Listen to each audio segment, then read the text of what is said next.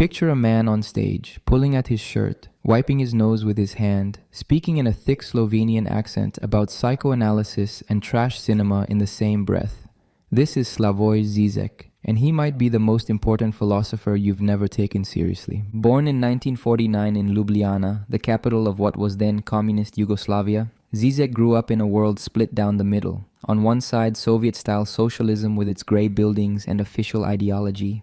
On the other, Western capitalism seeping through the cracks via Hollywood films and rock music. This division would shape everything he would later write. His father was an economist and civil servant, his mother an accountant, a perfectly ordinary middle-class family in a communist state, which meant something quite different than middle class in the West. They had enough but not abundance. They had access to culture but within limits. Young Slavoj read philosophy, watched American westerns, and began to notice something strange. The official ideology said one thing. Everyone's behavior said another. He studied philosophy and sociology at the University of Ljubljana, then went to Paris in the late 1970s to study psychoanalysis. There he encountered the work of Jacques Lacan, the French psychoanalyst who had reworked Freud's theories into something stranger and more radical. Lacan spoke about desire, about the unconscious, about how we are driven by forces we cannot see or name. Žižek saw immediately that this was not just about individual psychology. This was about how society itself functions. When he returned to Yugoslavia, he could not get a proper academic position. His ideas were too Western, too weird, too dangerous for the communist establishment. So he worked at odd jobs, translated books, wrote film criticism. He was an outsider in his own country's intellectual life. But this outsider position gave him a clarity that those inside the system could never have. He could see the gap between what people said and what they did. He could see ideology at work. In 1989, everything changed. The Berlin Wall fell. The Soviet Union began its collapse. Yugoslavia would soon tear itself apart in brutal ethnic wars. And Žižek published his first major book in English, The Sublime Object of Ideology. Suddenly, this unknown Slovenian thinker became a global intellectual celebrity. What made Žižek different from other philosophers was not just his ideas but his style. He did not write in the dry, cautious language of academic papers. He wrote about Hitchcock films and dirty jokes. He used examples from trash culture to explain Hegel and Lacan. He was vulgar, funny, repetitive, and absolutely uncompromising. He tells a story he has repeated many times, a story about toilets. In a typical German toilet, the hole is in front, so when you defecate, the excrement falls directly into the water and disappears. In a traditional French toilet, the hole is in the back, so the excrement drops quickly out of sight. But in an Austrian or Czech toilet, the hole is in the back with a kind of shelf in the middle, so that the excrement sits there for you to inspect before you flush it away. Žižek argues that these three toilet designs correspond to three different ideological positions. The German toilet represents pragmatic efficiency, the French represents revolutionary disposal, the Austrian represents a conservative need to examine and contemplate. This is classic Žižek, taking something obscene, something we do not discuss in polite company, and using it to reveal deep truths about culture and ideology. His critics hate this. They say he is merely provocative, that he dumbs down complex philosophy for cheap laughs. But Žižek's point is precise. The things we do not talk about, the things we consider beneath philosophical discussion, are exactly where ideology does its most powerful work. By the 2000s, Žižek was everywhere. He gave lectures around the world, he appeared in documentaries, he published book after book, sometimes multiple books in a single year. He became famous for speaking incredibly fast, jumping between topics without transitions, pulling examples from wherever his mind happened to land. One moment he would discuss Hegel's dialectic, the next moment he would talk about a scene from a kung fu movie, then back to Stalin, then to a joke about his mother-in-law. People accused him of being all over the place, of lacking rigor, of contradicting himself. And he did contradict himself, constantly. But for Žižek, this was not a flaw, it was the method. Reality itself is contradictory. Capitalism is contradictory. Our desires are contradictory. A philosophy that presents itself as clean and consistent is lying about the world it claims to describe.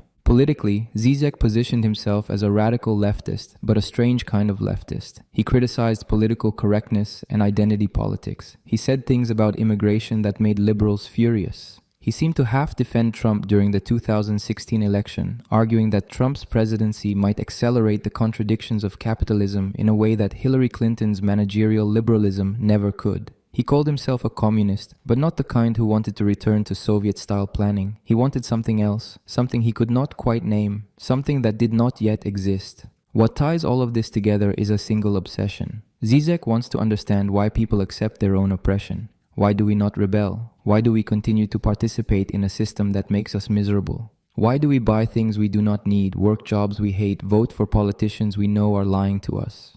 The answer, he argues, is not simply that we are fooled.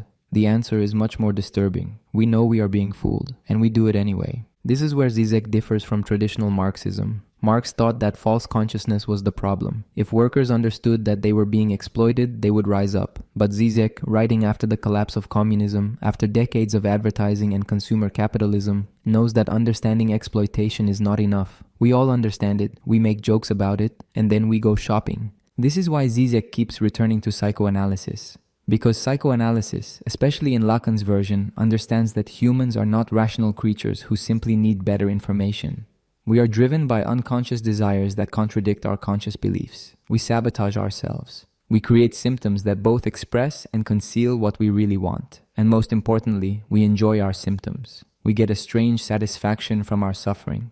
Žižek himself embodies this contradiction. He is an anti-capitalist celebrity. He criticizes consumer culture while being a product that is packaged and sold. He calls for revolution while living comfortably as a tenured academic and public intellectual. His critics point this out constantly, and he knows they are right. But he argues that this contradiction is not his personal hypocrisy, it is the condition of our time. There is no pure position outside capitalism from which to critique it. We are all inside. The question is what we do from within. So who is Slavoj Žižek? He is a philosopher who uses toilet jokes to explain ideology, a Hegelian who watches Hollywood blockbusters, a communist who defends Christianity, a psychoanalytic thinker who applies clinical concepts to global politics, a Slovenian who became famous by explaining Western culture to itself.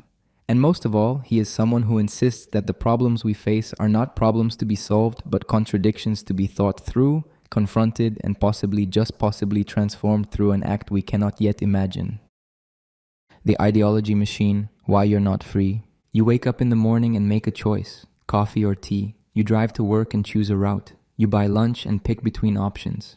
You vote in an election and select a candidate. Every day, hundreds of small choices that feel like expressions of your freedom. But what if these choices are not really yours? What if something else is choosing for you and you cannot even see it working? This invisible force is ideology. And according to Žižek, understanding how it operates is the first step towards seeing the cage you live in. The word ideology gets used in many ways. Sometimes it means a political belief system like communism or capitalism. Sometimes it means propaganda or lies that powerful people tell to stay in power. But for Žižek, ideology is something more subtle and more totalizing. Ideology is the background framework that determines what seems natural, what seems possible, what seems like common sense. Here's a simple example. Imagine someone says they want to start a business. This seems completely natural in contemporary society. Ambition, entrepreneurship, wealth creation. These are positive values. No one questions them. But this naturalness is ideological. It was not always obvious that starting a business was a good thing. In many historical periods and cultures, merchants were considered lower than scholars or priests. The idea that profit-seeking is a virtuous activity is not a fact of nature. It is a piece of ideology that capitalism has made invisible. Or consider democracy. In Western societies, democracy is treated as the highest political value. The word itself is used as if it needs no justification. Democratic equals good, undemocratic equals bad. But what does democracy actually mean in practice? You get to vote every few years for representatives who make decisions that primarily benefit the wealthy. Large corporations and financial institutions make the decisions that actually shape your life, and you have no vote in how they operate. Yet this system calls itself democracy, and any alternative is dismissed as authoritarian. The gap between what democracy promises and what it delivers is papered over by ideology. Žižek often quotes a line from the film They Live, a science fiction movie from 1988. In the film, a man finds special sunglasses that allow him to see hidden messages everywhere. A billboard advertising a Caribbean vacation actually says, "Marry and reproduce." A magazine cover says, "Consume." Money says, "This is your God." The film is crude, but the point is precise. Ideology works by hiding its commands in plain sight. It does not announce itself as ideology. It disguises itself as reality, as nature, as common sense. The key insight from Marx that Žižek builds on is this. Ideology is not primarily about ideas in your head. It is about practices, behaviors, rituals. You might not believe in the ideology, but you act as if you do, and that is what matters. Consider money. You probably do not believe that a piece of paper or a number in a bank account has intrinsic value. You know it is just a social convention, yet you work for it, save it, organize your life around it. You act as if it has value, and so it does. The belief is not in your mind, but in your actions. This is what Žižek means when he talks about ideology as material. It is not just propaganda that enters your brain and makes you think incorrectly. It is embedded in the institutions, practices, and objects that structure your daily existence. You are born into a world already organized by ideology, and you participate in it before you are even conscious of it. Consider the way you experience shopping. You go to a store or browse online, you see products, you compare prices, you make a purchase. This feels like a neutral activity, but embedded in this practice is an entire ideology about the individual as consumer, about happiness as the acquisition of commodities, about freedom as the choice between products. You do not need to consciously believe in consumer capitalism for it to shape your behavior. The practice itself carries the ideology. Žižek points out that in the late 20th century, something shifted. In earlier forms of capitalism, ideology worked through belief. People genuinely believed in God, in the nation, in progress. But in late capitalism, belief is no longer necessary. Instead, there is a kind of cynical distance. Everyone knows that politicians lie. Everyone knows that advertising manipulates. Everyone knows that the system is rigged, and yet nothing changes. We go through the motions. We perform the rituals without belief. This is what Žižek calls cynical reason. It is different from traditional false consciousness. False consciousness means you do not know you are being exploited. Cynical reason means you know perfectly well, and you do it anyway. The formula is, they know very well what they are doing, but still, they are doing it.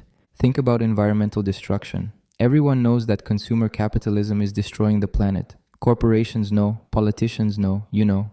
And yet we continue. We buy products with excessive packaging. We drive cars when we could take public transit. We book cheap flights. We know these actions contribute to climate catastrophe, but we shrug and do it anyway. Maybe we make a small gesture like using a reusable shopping bag to alleviate our guilt, but the fundamental behavior does not change. This is cynical ideology at work. Or consider voting in liberal democracies. Many people understand that elections change very little, that both major parties serve corporate interests, that the system is fundamentally corrupt, and yet they vote anyway. Not because they believe it will make a real difference, but because not voting feels even worse. The ritual must be performed. The ideology continues through this very cynicism. What makes this form of ideology so powerful is that it seems to be self-aware. You cannot critique it by pointing out its contradictions because it already knows its contradictions. It has incorporated its own criticism. When you point out that Starbucks is exploiting coffee farmers, Starbucks introduces a fair trade line. When you criticize sweatshop labor, Nike publishes a corporate responsibility report. The system absorbs critique and uses it to strengthen itself. Žižek argues that the greatest ideological trick of contemporary capitalism is to present itself as non-ideological. It claims to be simply reality, simply the way things are. There is no alternative. This phrase, made famous by Margaret Thatcher, is the purest expression of ideology. When a particular social arrangement presents itself as the only possible arrangement, ideology has achieved total victory. This is why capitalism can absorb almost any content. You can be a rebel, a punk, an anarchist, a revolutionary, and capitalism will sell you the commodities to express that identity. Che Guevara's face on a t-shirt, anti-capitalist slogans on expensive sneakers. The form remains the same even as the content changes. You are still consuming, you are still participating in the market. Your rebellion has been packaged and sold back to you. But here is where Žižek's analysis becomes truly disturbing. He argues that the reason we continue to participate is not just passivity or ignorance, it is enjoyment. We get something out of this system, something unconscious, something we do not want to give up. Capitalism does not just exploit us against our will, it gives us a form of satisfaction that we are addicted to. Think about complaining. People constantly complain about their jobs, about consumerism, about how exhausted and stressed they are. But complaining itself becomes a form of enjoyment. It is a way of participating in the system while maintaining a sense of distance from it. You are not really one of those consumer sheep. You see through it, you complain about it, and then you go back to work, back to shopping, back to the same behaviors. The complaint serves as a release valve that allows the system to continue. This is what Žižek means when he says that ideology is not an illusion masking the real state of things. Ideology is a fantasy that structures reality itself. We need the fantasy to function. Without it, we would confront the traumatic real of our situation, and that confrontation would be unbearable. So you are not free when you make your morning coffee choice. The choice itself, the framework in which that choice appears as freedom, the market that provides the options, the labor relations that produce the coffee, the environmental destruction involved in its production. All of this is structured by ideology that you did not choose and cannot see. Your freedom is the illusion that makes your unfreedom bearable. And the most terrifying part is that even now, reading these words, understanding this mechanism, you will likely continue exactly as before. Because ideology operates not at the level of knowledge, but at the level of action. And changing action requires something more than understanding. It requires a rupture, a break, an event that has not yet occurred. They know, but they still do it. There is a moment in every critical analysis of capitalism when someone in the audience raises their hand and says, "But people already know all this. Workers know they are being exploited. Consumers know they are being manipulated. Voters know politicians are corrupt. So why does nothing change? If knowledge is supposed to lead to action, why does the system continue despite widespread awareness of its problems?" This is the central mystery of contemporary ideology, and Žižek has devoted much of his work to solving it. The answer he gives is both simple and deeply unsettling. Knowing changes nothing because we were never acting based on knowledge in the first place. Traditional Marxist theory operated on a model of false consciousness. The idea was that workers did not revolt because they did not understand their true situation. Ideology created illusions. Workers thought they were free when they were actually exploited. They thought the system was natural when it was actually historical. The solution was enlightenment. Once you revealed the truth, once you educated people about their real conditions, they would rise up and change things. This made sense in the 19th century, but by the late 20th century, something had shifted.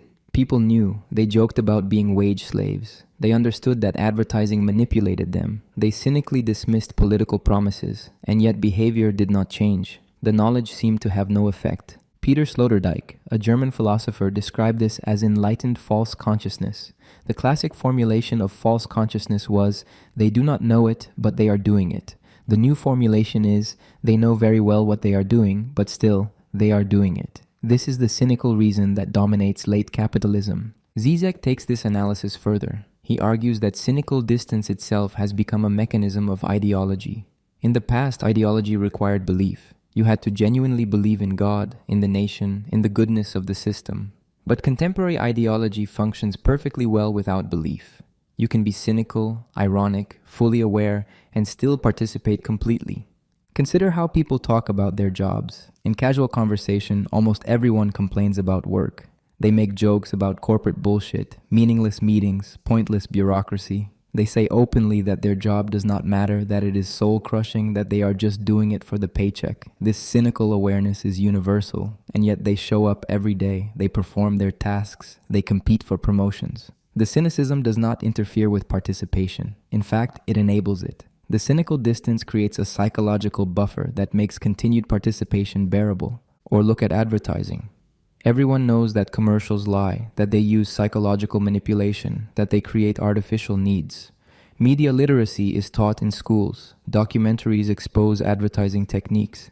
And yet, advertising remains effective. People watch commercials, understand that they are being manipulated, make ironic comments about the manipulation, and then buy the product anyway. The knowledge of manipulation does not stop the manipulation from working. Žižek explains this through Lacan's distinction between knowledge and belief. Knowledge is conscious, explicit, something you can state and defend. Belief is unconscious, implicit, something that operates through your actions regardless of what you consciously think. You might consciously know that buying an expensive brand does not make you a better person, but if you still feel a thrill when you make the purchase, if you still experience satisfaction from owning the product, then you believe in it at an unconscious level. The belief is not in your head, it is in your body, in your desires, in your automatic responses. This is why Žižek insists that ideology is primarily material, not mental. It is not a wrong idea that needs to be corrected. It is a structure of practices, rituals, and institutions that you participate in through your actions.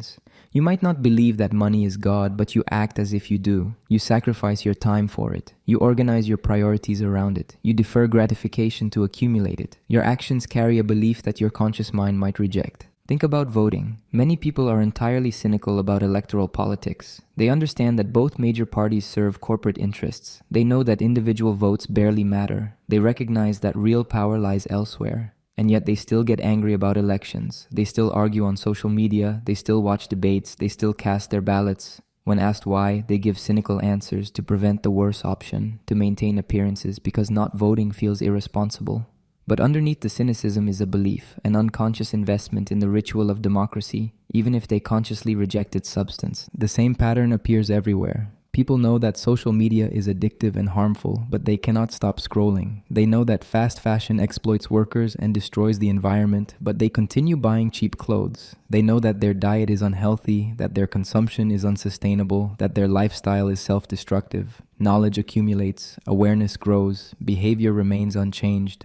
Žižek argues that this is because cynical reason provides a specific kind of satisfaction. It allows you to feel superior, enlightened, not like those naive sheep who actually believe in the system. You are in on the joke, you see through it, and this very seeing through becomes a form of participation that feels like resistance. The system does not need your naive belief anymore, it only needs your participation, and cynical distance allows you to participate while maintaining the fiction that you are somehow not really part of it. This is how contemporary capitalism has become more resilient than any previous system. It does not demand ideological purity, it does not punish heretics who question it. Instead, it incorporates all criticism, sells it back as a commodity, and continues functioning. You can be anti-capitalist, buy anti-capitalist books, wear anti-capitalist slogans on your clothing, and capitalism profits from your resistance. The critique itself becomes another market niche. But Žižek identifies an even deeper problem. He argues that our cynical awareness actually conceals a disavowed belief.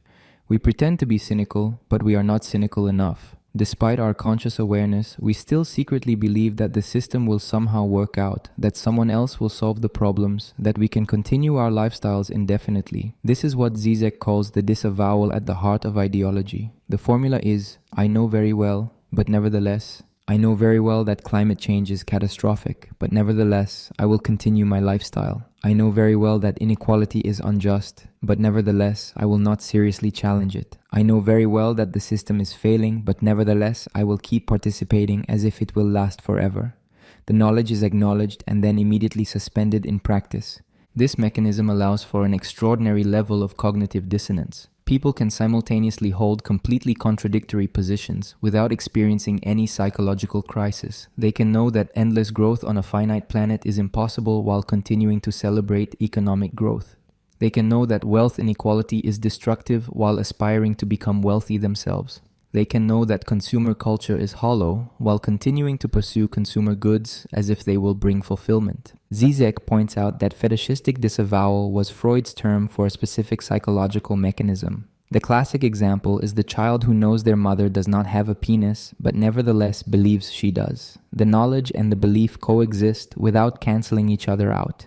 In contemporary ideology, we know the system is broken, but we act as if we believe it is fine. We know that our way of life is unsustainable, but we act as if we believe it can continue forever. The knowledge and the belief split, and we live in the gap between them. This is why simply providing more information does not create change. People already have the information. What is missing is not knowledge, but the courage to act on that knowledge, to draw the consequences, to actually change behavior in ways that would be uncomfortable, risky, or disruptive. The knowledge remains sterile, inert, a piece of trivia we acknowledge without allowing it to affect us. So they know, but they still do it. We know, we are they.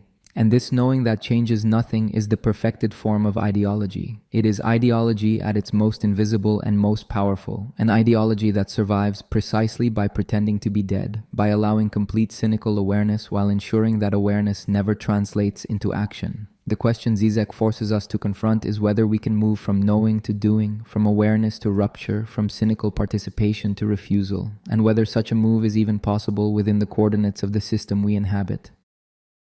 The Matrix was right. Welcome to the desert of the real. In the film The Matrix from 1999, the protagonist Neo discovers that the world he inhabits is a computer simulation. The real world is a post-apocalyptic wasteland where humans are enslaved by machines. But most of humanity remains inside the Matrix, living simulated lives, completely unaware that their reality is false. When Neo is unplugged and sees the real world for the first time, his guide Morpheus says, "Welcome to the desert of the real." Žižek has written extensively about this film, not because he thinks we literally live in a computer simulation, but because The Matrix captures something essential about contemporary reality. We do live in a kind of simulation, but not in the way the film suggests. The problem is not that we are deceived about reality. The problem is that reality itself has become indistinguishable from simulation. The phrase "the desert of the real" comes from Jean Baudrillard, a French philosopher who argued that in postmodern capitalism, we have entered an era of simulation where images and representations have replaced reality.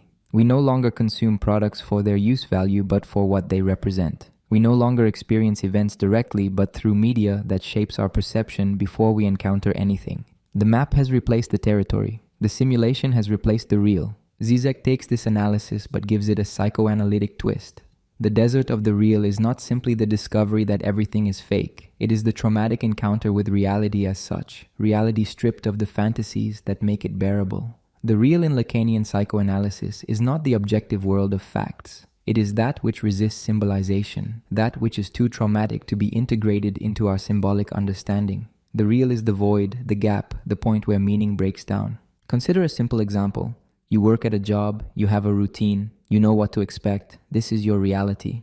But underneath this reality is something you do not think about. The precariousness of your employment, the fact that you could be fired at any moment, the economic forces that determine your wage, the meaninglessness of your tasks, the decades of repetition stretching ahead. If you actually confronted these facts directly, without the buffer of routine and distraction, it would be unbearable.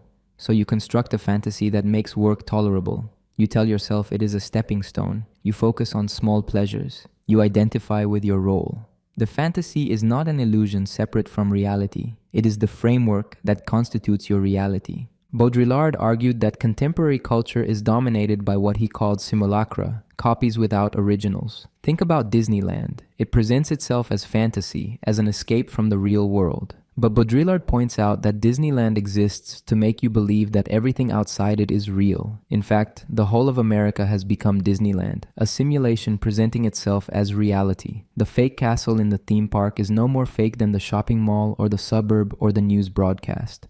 They are all simulations, all images, all constructions that have replaced whatever reality might have existed.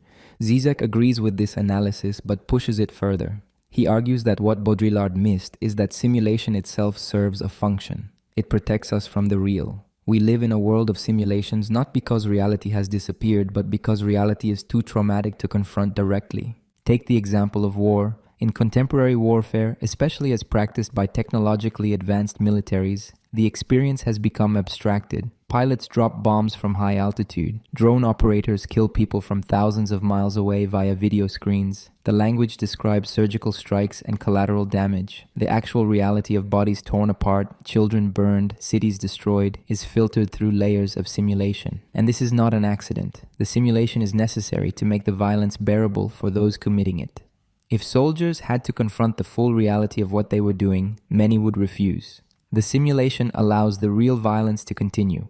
Or consider social media. People present curated versions of themselves, carefully chosen photos, edited highlights, constructed personas. Everyone knows these are simulations. Everyone knows that the reality behind the Instagram feed is more banal, more sad, more anxious.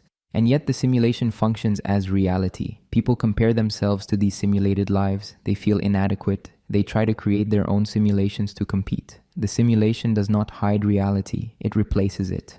Your social media persona is not a false representation of you. It is an essential part of how you exist socially, perhaps more important than your face-to-face interactions. Žižek points out that this creates a paradox. We can only access reality through fantasy.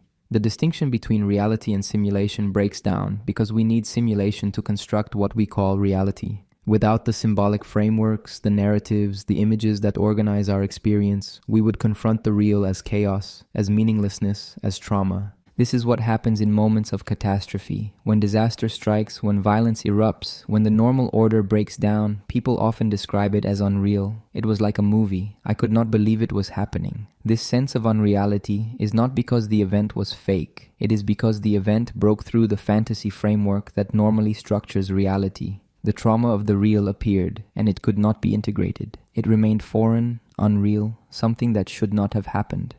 September 11, 2001 provides a powerful example. The images of planes hitting towers were replayed endlessly on television. Many commentators said it looked like a Hollywood disaster movie. Some even suspected it was not real, but Žižek argues that the opposite is true. The reason it looked like a movie is that movies had already prepared the fantasy framework through which Americans understood catastrophe. The real event was traumatic precisely because it shattered the fantasy that America was safe, that catastrophe happens elsewhere, that violence is something that Americans export but do not experience. The desert of the real appeared, and immediately, enormous ideological effort was mobilized to recover it with new fantasies. The fantasy of the war on terror, the fantasy of security, the fantasy that if we just fight the bad guys hard enough, safety can be restored. Žižek argues that virtual reality is not the opposite of reality. It is the structure of reality itself. We always experience reality through virtual frameworks, through fantasies that organize our perception. The problem with the film The Matrix is that it presents a clean distinction. Inside the matrix is simulation. Outside is reality. Unplug yourself and you access the truth. But Žižek insists there is no unplugging. There is no outside. There is only the recognition that the fantasies we live through are fantasies, and the question of what we do with that recognition. This is why contemporary culture is obsessed with reality. Reality television, authentic experiences, real talk, keeping it real. The more reality is invoked, the more we sense its absence. The demand for authenticity is itself a sign that we no longer believe in any authentic reality. We want reality television because regular television no longer feels real. But reality television is even more constructed, more scripted, more artificial than regular drama. It is a simulation of reality that serves to conceal the fact that reality itself has become simulation. Žižek provocatively argues that we should not try to escape simulation. We should not try to access some pure reality beneath the images. Instead, we should fully embrace the artificial character of our reality. We should recognize that there is no natural state to return to. Everything is constructed, and once we accept this, we can ask the political question, who controls the construction? What fantasies are being imposed? What realities could be constructed differently? The desert of the real is not a place you reach by removing illusions. It is the recognition that illusion is fundamental, and this recognition is unbearable, which is why we immediately cover it over with new fantasies. But in the gap between the collapse of an old fantasy and the installation of a new one, something becomes possible. A moment of freedom, a moment when things could be otherwise. The question is whether we can act in that moment, or whether we will rush to embrace the next simulation that promises to restore meaning, stability, and comfort. The Matrix was right, but not in the way it thought. We do not need to unplug from the simulation. We need to recognize that we are always already unplugged, that there is no reality behind the simulation. Only the real as traumatic void, and this recognition, rather than being liberating, is the beginning of the real struggle. Capitalism doesn't sell products, it sells fantasies. Walk into any Starbucks. You are not just buying coffee. The liquid itself, the caffeine and flavor, is almost irrelevant. What you are buying is an experience, a third place between home and work, a moment of self-care, a lifestyle signifier. The difference between Starbucks and the coffee you could make at home for a fraction of the price is not in the drink. It is in everything that surrounds the drink. The atmosphere, the green logo, the sense that you are part of something. You are buying a fantasy. This is how late capitalism functions. It does not primarily sell products based on their use value. It sells fantasies, identities, symbolic meanings. And this is not a trick that capitalists invented. It is a necessary feature of how capitalism has evolved. Žižek's first major book, published in 1989, was called The Sublime Object of Ideology. The title refers to a concept from Kant and Hegel, the sublime, but Žižek applies it to commodities. A sublime object is something that exceeds its physical properties, something that carries an excess of meaning, something impossible that nevertheless structures our desire. Consider a simple can of Coca-Cola. Physically, it is sugar water with some flavoring and carbonation. You could produce something chemically identical without much difficulty. But Coca-Cola is not Coca-Cola because of its chemical composition. It is Coca-Cola because of everything associated with it. Decades of advertising, the distinctive bottle shape, the brand recognition, the American identity. When you drink Coca-Cola, you are not satisfying thirst. You are participating in a symbolic universe. Marx called this commodity fetishism. A commodity appears to have magical properties that do not come from the labor that produced it. The product seems to have value in itself, as if value were a natural property of the thing rather than a social relation between people. Marx thought that once you understood this mechanism, the magic would disappear. But Žižek points out that understanding commodity fetishism does not break its power. You can know perfectly well that the Nike swoosh is just a logo, that it has no inherent value, that it is produced through exploited labor. and yet you still feel differently when wearing Nike shoes versus generic sneakers. The fantasy survives your knowledge of it. This is what Žižek means by the sublime object. It is an object that embodies an impossible thing, something beyond the object itself that can never be fully grasped. You never get the satisfaction the advertisement promised. The product never delivers what it symbolized. But rather than abandoning the fantasy, you attribute the failure to having chosen the wrong product. Next time you will buy the right thing. Next purchase will finally satisfy. Think about Apple products. People queue for hours to buy the latest iPhone. They pay premium prices. They display the Apple logo prominently. What are they buying? Certainly not just a phone. The technical specifications often lag behind cheaper competitors. They are buying membership in a community of people who value design, simplicity, innovation. They are buying the feeling of being creative types, different from the corporate drones using Windows machines. They are buying Steve Jobs' mythology of rebellion and vision. The product carries all of this symbolic weight, which has nothing to do with its function as a communication device. Advertising understands this perfectly. Modern advertising rarely talks about product features. Instead, it sells lifestyles, emotions, identities. A car commercial does not explain engine specifications. It shows you driving through beautiful landscapes, free and powerful. A perfume ad does not describe the scent. It shows you seduction, luxury, sophistication. The product is merely the vehicle through which you can supposedly access these experiences. But here is the crucial mechanism. You can never actually get the thing itself. The thing promised by advertising is always somewhere else, just out of reach. You buy the product hoping to get the satisfaction shown in the advertisement. But the satisfaction was never in the product. It was in the fantasy. And the fantasy, by definition, cannot be realized. If it were realized, it would lose its power. Žižek often uses the example of chocolate laxatives, a real product that existed. The pleasure of eating chocolate causes guilt. The guilt diminishes the pleasure. So the product allows you to eat chocolate without guilt because it is also a laxative, something functional and healthy. You can have your cake and eliminate it too. This absurd product reveals the logic of consumer capitalism. It promises to resolve the contradictions that the system itself creates. It offers you the satisfaction without the cost, the enjoyment without the guilt, the thing itself without its negative aspects. But of course, the contradiction is not resolved, it is merely displaced. The same logic applies to products marketed as ethical or sustainable. Fair trade coffee, organic vegetables, carbon neutral flights. These products allow you to consume while feeling good about consuming.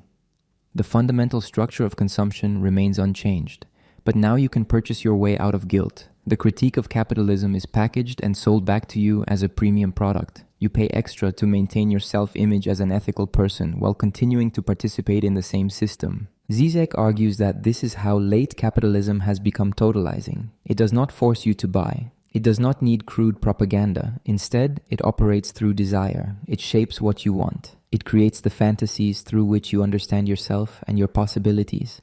And then it offers you commodities as the means to realize those fantasies, knowing that the realization will always fail, ensuring that you will keep consuming. Consider the concept of lifestyle. 50 years ago, most people did not think of themselves as having a lifestyle. They had a life determined largely by their class, their occupation, their family. But capitalism has transformed life into lifestyle, something you construct through consumption choices. Do you shop at Whole Foods or Walmart? Do you drive a Prius or a pickup truck? Do you vacation in Europe or at a beach resort? Each choice signals who you are. Your identity is constructed through commodities. This creates a strange situation. People feel that they are expressing their authentic selves through consumption. They carefully curate their purchases to reflect their values, their taste, their individuality. But this very authenticity is itself a product of the market. The rebel identity, the hipster aesthetic, the conscious consumer, all of these are market segments. Capitalism does not oppose your individuality, it sells it to you. Žižek points to the example of Starbucks again, but this time focusing on their pricing strategy.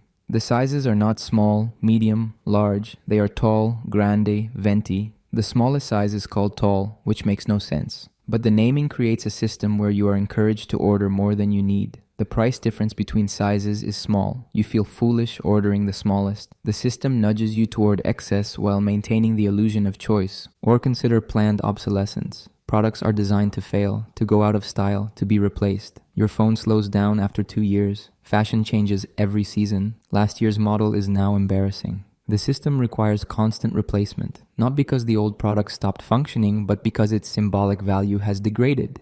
You do not need a new phone. You need to not have an old phone. The distinction is crucial. What makes this system so powerful is that it operates through freedom, not coercion. No one forces you to buy the latest iPhone. You freely choose it. But the choice is structured by a framework you did not choose. The desire was implanted. The dissatisfaction with what you have was cultivated. The belief that the new product will bring satisfaction was manufactured. Your freedom is the mechanism of your control. Žižek connects this to ideology. He argues that commodity fetishism is the fundamental form of ideology in capitalist societies. You know that products are just things produced by human labor, but you act as if they have magical properties. And this acting as if is not conscious belief. It is embedded in practice.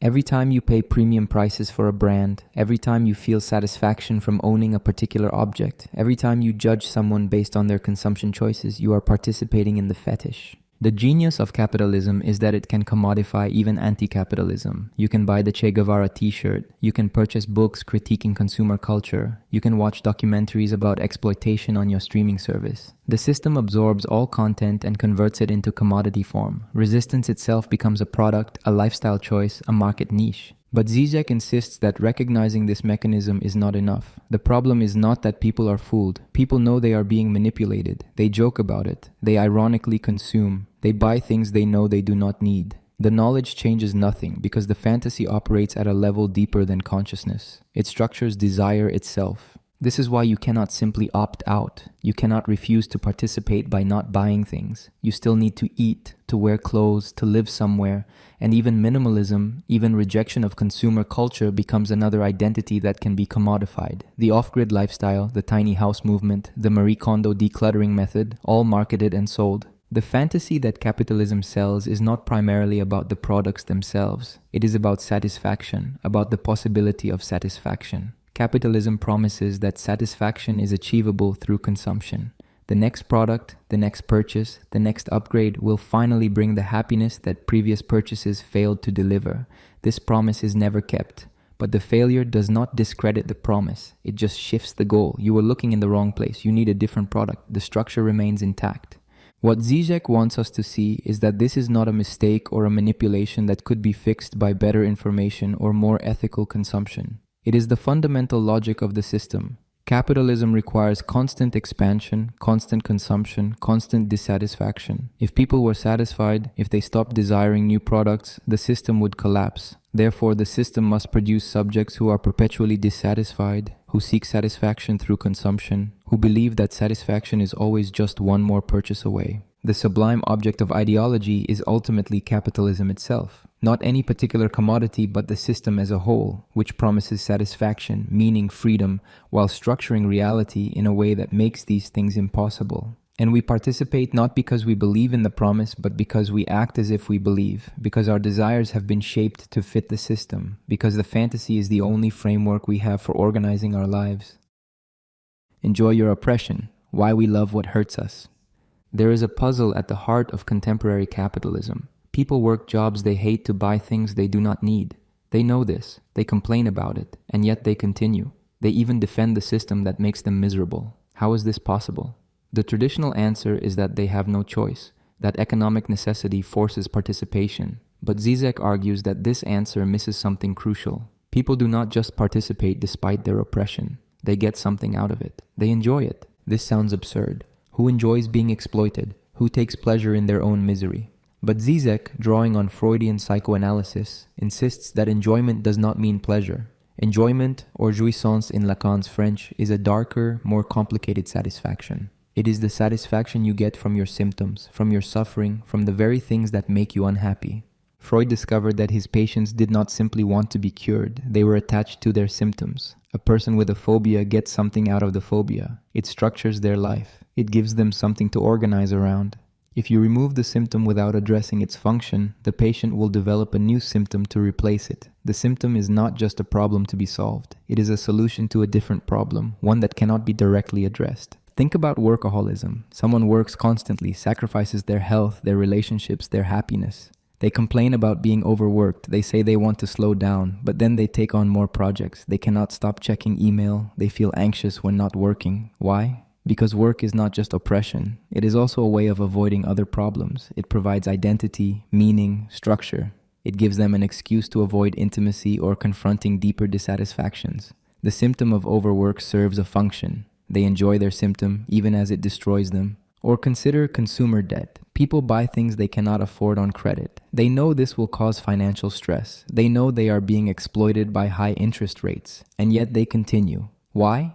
Because consumption provides a momentary relief from anxiety, from boredom, from the sense that life lacks meaning. The temporary high of a purchase, even knowing it will cause future pain, is preferable to confronting the emptiness underneath. They enjoy the cycle of desire, purchase, disappointment, new desire. The debt is not just a burden, it is the price of this enjoyment. Žižek connects this to what Freud called the death drive. Freud noticed that humans do not simply seek pleasure and avoid pain. They repeat behaviors that hurt them. They sabotage themselves. They are drawn toward destruction. This seemed to contradict the basic principle of the pleasure principle, so Freud proposed a deeper drive. The death drive is not a desire for literal death. It is a compulsion to repeat, to return to an earlier state, to undermine the stability and satisfaction that the pleasure principle seeks. In capitalism, the death drive manifests as the compulsion to consume, to work, to compete, even when these activities clearly diminish well-being. The system does not function despite causing misery. The misery is part of what sustains it. People are driven by a satisfaction that has nothing to do with happiness. Consider social media addiction. People scroll through feeds that make them feel anxious, inadequate, angry. They know this. Studies confirm it. They say they want to quit, and yet they cannot stop. Why? Because social media provides a form of enjoyment that is not about pleasure. The anxiety itself becomes addictive. The comparison and envy structure desire. The outrage and conflict provide stimulation. The compulsion to check is a symptom, but the symptom gives life a certain intensity, a structure, a way of passing time that would otherwise feel empty. Žižek argues that late capitalism has become extraordinarily efficient at organizing and channeling this dark enjoyment. The system does not just exploit labor for profit, it exploits the libidinal economy, the structure of desire and enjoyment that psychoanalysis studies. Capitalism has learned to harness the death drive. This is why the command to enjoy has become central to contemporary ideology. Older forms of capitalism required discipline, repression, delayed gratification. You worked hard, saved money, denied yourself pleasure for future security. But late capitalism inverts this. Now the command is, enjoy yourself. Buy what you want. You deserve it. Take the vacation. Treat yourself. Do not feel guilty. This sounds liberating, but it is a form of oppression more insidious than prohibition. When enjoyment is commanded, it becomes an obligation. You must enjoy your work. You must enjoy your free time. You must enjoy sex. You must enjoy your life. And if you fail to enjoy, if you feel miserable despite having all the commodities and experiences that are supposed to bring satisfaction, then the failure is yours. You are not doing it right. You need to work on yourself, optimize yourself, find the right technique or product or therapy that will finally allow you to enjoy as commanded. This creates a perverse situation. The more you are told to enjoy, the less you can. Enjoyment commanded becomes impossible. And the failure to enjoy produces guilt, anxiety, a sense of inadequacy, which the system then offers to solve through more consumption, more optimization, more efforts to achieve the satisfaction that keeps receding. Žižek gives the example of chocolate cake. In the past, eating cake was a guilty pleasure. You wanted it, but you felt you should not. Now, diet culture has become so dominant that the guilty pleasure inverts. You feel you should enjoy life, should not deny yourself, should eat the cake. But now you feel guilty if you do not enjoy it enough. The cake must be the perfect experience. You photograph it for Instagram, you analyze the flavor notes. The simple pleasure has become work, an obligation to extract maximum enjoyment. Or consider sex. The sexual revolution promised liberation from repression. But Žižek argues that it created a new oppression. Now you must have great sex. You must have frequent sex. You must orgasm. The entire self-help industry exists to optimize sexual performance and satisfaction. The anxiety about sex has not diminished. It has intensified. The command to enjoy sex makes enjoyment more difficult. And the failure to achieve the prescribed satisfaction produces shame and self-blame. This connects to what Žižek calls the superego. In Freudian theory, the superego is the internalized voice of authority, the part of you that judges and criticizes. But Žižek emphasizes that the superego does not just prohibit. In late capitalism, the superego commands enjoyment. Enjoy or you have failed. The obscene underside of the law is not transgression, but the command to transgress, to enjoy, to indulge. Think about how corporations present themselves. They do not just want your labor, they want your passion. They want you to love your work. Tech companies offer free food, game rooms, casual dress codes. The boundary between work and life dissolves. You are supposed to enjoy your exploitation, and if you do not, if you are merely going through the motions, you are a bad employee. The command to enjoy your work is more oppressive than the old-fashioned demand for obedience. The same logic applies to political participation. In liberal democracies, you are not just allowed to vote, you have a duty to vote. Democracy requires your participation, but this participation has become empty ritual. Your vote changes almost nothing. You know this, but you still feel guilty if you do not vote. The system has transformed a right into an obligation, and the obligation produces a form of enjoyment. You get to feel like a good citizen, like you have done your part, even though the participation is meaningless. The enjoyment comes from the ritual itself, not from any actual political power. Žižek argues that recognizing this mechanism is crucial for any effective resistance. The problem is not that capitalism represses desire. The problem is that capitalism has colonized desire. It tells you what to want. It structures how you pursue satisfaction. It commands you to enjoy in ways that reinforce the system. This is why simple transgression is not resistance. When you break the rules, indulge in forbidden pleasures, act out against authority, you may think you are rebelling. But if the system itself commands transgression, if it profits from your rule breaking, then your rebellion is actually obedience. Buying counterfeit goods, pirating media, using drugs, having casual sex, all the supposedly transgressive behaviors have been anticipated and incorporated. They are not outside the system, they are part of how the system functions. The death drive in capitalism manifests as the drive toward catastrophe that everyone can see coming but cannot stop. Climate change, resource depletion, ecosystem collapse, everyone knows these are occurring. Everyone knows the current path is suicidal, and yet the system accelerates. Why? Because stopping would require giving up the enjoyment that is killing us. The enjoyment of consumption, of growth, of expansion. We are like addicts who know the addiction is fatal but cannot stop because the symptom has become more important than survival. This is the obscene secret of late capitalism. It does not function through false promises of happiness. It functions through the delivery of a dark, destructive enjoyment. You are not happy, but you are satisfied in a perverse way. The misery itself has become a form of satisfaction. You enjoy complaining, you enjoy being busy, you enjoy the cycle of desire and disappointment, you enjoy your oppression. And the question Žižek forces us to confront is whether we can give up this enjoyment, whether we can stop getting satisfaction from our symptoms, whether we can break the cycle not by finding better ways to satisfy desire within the system, but by fundamentally restructuring desire itself. This requires something more radical than reform. It requires a psychic revolution, a transformation at the level of enjoyment itself, and whether such a transformation is possible remains an open question. The violence you don't see is killing you. When people think about violence, they think about riots, terrorism, wars, visible acts of physical harm. When protesters break windows, when a gunman opens fire, when bombs explode, everyone agrees this is violence. But Žižek argues that this focus on visible violence blinds us to a much more pervasive and destructive form, systemic violence, the violence built into the normal functioning of our economic and political systems.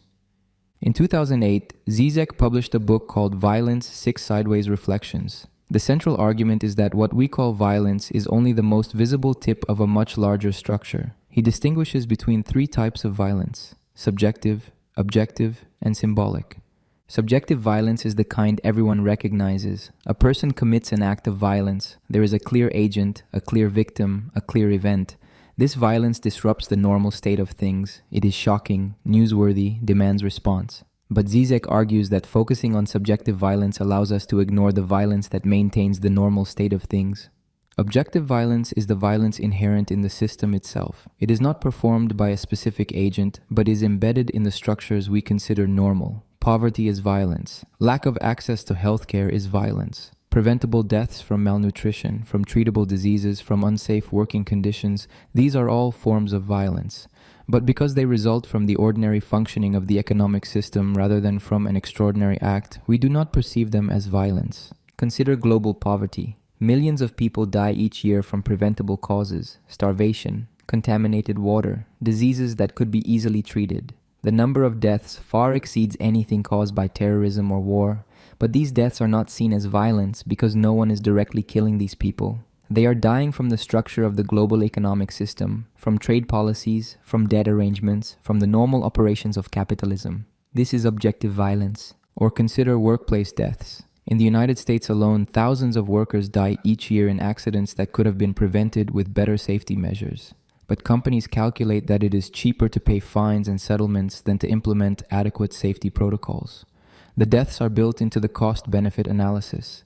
This is not murder in the legal sense. No individual made a decision to kill a specific person, but it is violence nonetheless, violence that results from prioritizing profit over human life. Žižek argues that charity obscures this violence. When a billionaire donates money to fight poverty or disease, we praise their generosity, but we do not ask how they became a billionaire in the first place. The same system that generates extreme wealth generates extreme poverty. The charity is a band-aid on a wound that the system itself created and continues to inflict. The billionaire gives back a tiny fraction of what the system took, and we call them a hero. In fact, Žižek argues that charity is itself a form of violence. It allows the system to continue unchanged while managing the worst symptoms. It transforms a political problem into a moral problem. Instead of asking why the system produces poverty, we ask whether rich people are generous enough. Instead of changing structures, we appeal to individual conscience. The charity makes the donor feel good while ensuring that nothing fundamentally changes. This is what Žižek means when he provocatively states that charity can be more violent than revolution. Revolution disrupts the system that produces suffering. Charity manages the suffering to allow the system to continue. One appears violent because it breaks things. The other appears peaceful because it maintains order. But maintaining this particular order means accepting the ongoing violence it produces. The third type of violence Žižek identifies is symbolic violence. This is the violence embedded in language itself, in the way language structures reality and creates exclusions. Every time we speak, we impose categories, make distinctions, include some things and exclude others. This is necessary for communication to function, but it is also a form of violence. Consider how language structures gender. Traditional grammar forces you to choose between he and she to categorize every person as male or female.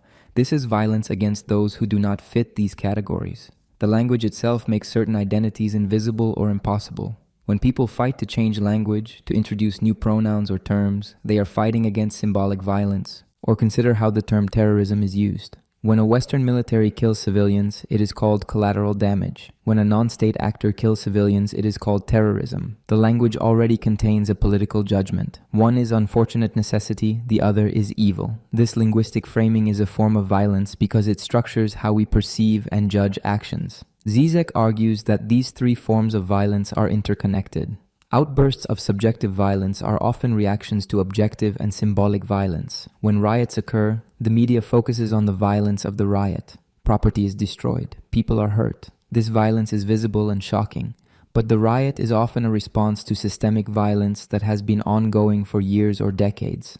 Police brutality, economic exploitation, social exclusion. The riot makes visible a violence that was invisible. But because we only see the subjective violence, we misunderstand the situation. We call for law and order. We condemn the rioters. We ask why they cannot protest peacefully. What we miss is that the peace we are defending is itself violent. The normal state of things that the riot disrupts is a state of objective violence. The riot is not the introduction of violence into a peaceful situation. It is the becoming visible of violence that was always there. Think about the language used after riots. Commentators talk about innocent shop owners whose stores were looted, about communities destroyed by violence, and certainly individual people are harmed. But where was this concern when those same communities were subjected to predatory lending, to food deserts, to crumbling schools, to environmental pollution? These ongoing harms are objective violence, but they are invisible because they are normal. Žižek gives the example of a factory closure. A company decides to move production to a country with cheaper labor. Thousands of workers lose their jobs. The community collapses. This is an act of violence. It destroys lives as surely as any bomb, but it is legal. It is rational. It is just business. The workers and community have no recourse. But if those workers were to occupy the factory to prevent the closure, they would be committing violence. They would be violating property rights. The police would remove them. The objective violence of capital is protected by law. The subjective violence of resistance is criminalized. Or consider how we discuss climate change. The corporations and governments whose decisions are destroying the planet are committing violence on an unprecedented scale. Future generations will suffer and die because of actions being taken now. This is violence. but it is legal violence, systemic violence, violence so normalized that we hardly recognize it as violence. Meanwhile, environmental activists who damage property to draw attention to this ongoing catastrophe are labeled as extremists and terrorists. The symbolic violence of the label criminals, those who resist objective violence. Žižek argues that we must learn to see the violence in non-violence and the non-violence in violence. The Dalai Lama preaches compassion and non-violence. He is widely admired as a spiritual leader, but he is also a political figure who represents a feudal system that kept most Tibetans in serfdom. His peaceful philosophy does not challenge the structural violence of inequality. In fact, it helps maintain it by teaching acceptance of one's station. This is not to defend Chinese occupation, but to point out that non-violence is not always opposed to violence. Sometimes non-violence is the ideology that sustains systemic violence. Conversely, acts that appear violent can be forms of resistance to greater violence. Žižek invokes the concept of divine violence from Walter Benjamin. This is violence that breaks the cycle of law-preserving and law-making violence. It is revolutionary violence that does not aim to install a new order, but to shatter the existing one. Whether such violence can be justified is a difficult question, but Žižek insists we cannot answer it by simply condemning all violence while ignoring the violence of the status quo. The problem with liberal pacifism is that it positions itself above the fray. It condemns violence on all sides. It calls for dialogue and understanding. But this neutrality is itself a position that benefits those who profit from systemic violence. When you tell an oppressed group to be non-violent, to wait, to be patient, you are asking them to accept ongoing violence against themselves. The refusal to recognize systemic violence as violence is itself an ideological position. Žižek uses the example of humanitarian intervention. Western countries bomb other nations in the name of human rights, of protecting civilians, of preventing atrocities. This violence is presented as regrettable but necessary. But the humanitarian ideology obscures the actual interests at play. The decision of which humanitarian crises to intervene in is not based on the severity of suffering, but on geopolitical interests. Where intervention serves Western interests, atrocities are discovered and must be stopped. Where it does not, even worse atrocities are ignored. The humanitarian violence is systemic violence disguised as its opposite. What makes this analysis disturbing is that it leaves no innocent position. You cannot simply be against violence because the choice not to resist is itself a choice that allows violence to continue. You cannot simply condemn both sides because neutrality supports the existing distribution of violence. You are implicated whether you act or not. Žižek is not arguing for mindless violence. He is arguing that we must understand violence in its systemic form, not just its spectacular subjective form. We must see that the worst violence is often legal, normal, invisible, and that resistance to this violence will necessarily appear as violence itself, will be condemned as violence because it disrupts the violent order we have naturalized as peace. The question is not violence versus non-violence. The question is what forms of violence we are willing to tolerate and toward what end. The violence that maintains an unjust system or the violence that attempts to break it. And before we can answer that question, we must first learn to see the violence we have been taught not to see, the violence built into the ordinary functioning of the world we inhabit. Tolerance and its contradictions. In contemporary Western societies, tolerance has become the supreme virtue. To be tolerant is to be enlightened, civilized, progressive. To be intolerant is to be backward, prejudiced, dangerous. Multiculturalism celebrates diversity. Respect for difference is mandatory. We are told that different cultures can coexist peacefully if everyone just practices tolerance. But Žižek argues that this ideology of tolerance contains a hidden paradox that actually reinforces the power structures it claims to oppose. The standard multicultural position goes like this. All cultures have equal value. We must respect cultural differences. People should be free to practice their traditions. A diverse society is a strong society. Anyone who questions this is accused of cultural imperialism or prejudice.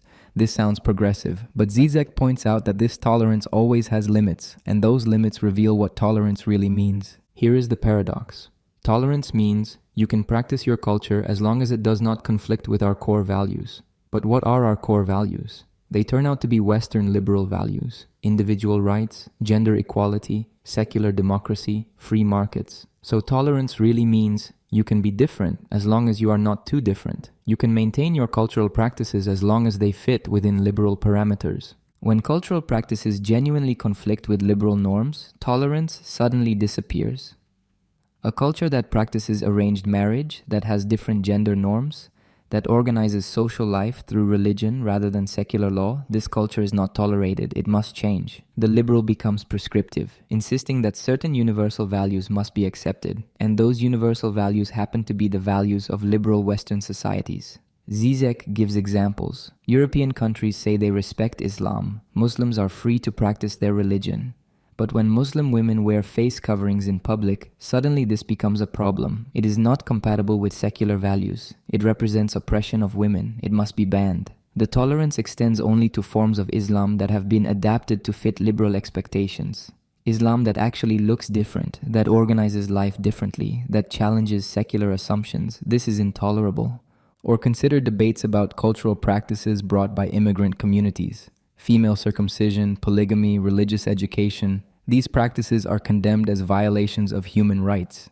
And Žižek is not defending these practices, but he points out the double standard. Liberal societies claim to tolerate difference, but only tolerate differences that do not actually challenge liberal hegemony. Real difference that organizes life according to fundamentally different principles, is not tolerated at all. The ideology of tolerance creates a strange situation. Minority communities are told they are welcome, their cultures are respected, but they are also told they must adapt to the dominant culture. They must accept gender equality as liberals define it.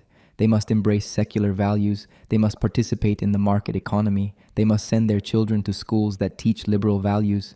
The tolerance is conditional on assimilation to liberal norms. This creates what Žižek calls a double bind. You are accepted on condition of being different, but not too different. You must provide diversity, but only diversity that is comfortable, that does not challenge fundamental assumptions. You can wear traditional clothing as long as you accept modern gender norms. You can practice your religion as long as it is privatized and does not affect public life. You can speak your language as long as you also speak the dominant language and participate in the dominant economy. Moreover, the burden of adaptation falls entirely on minority communities. They must learn to navigate the dominant culture. They must explain themselves. They must prove they are not threatening. Meanwhile, the dominant culture does not change. It declares itself neutral, universal, simply modern. It presents its particular values as universal human values. And any culture that does not share these values is labeled backward, traditional, incompatible with modernity. Žižek argues that this is a form of cultural imperialism disguised as respect. It is more insidious than old-fashioned colonialism that was openly dominating.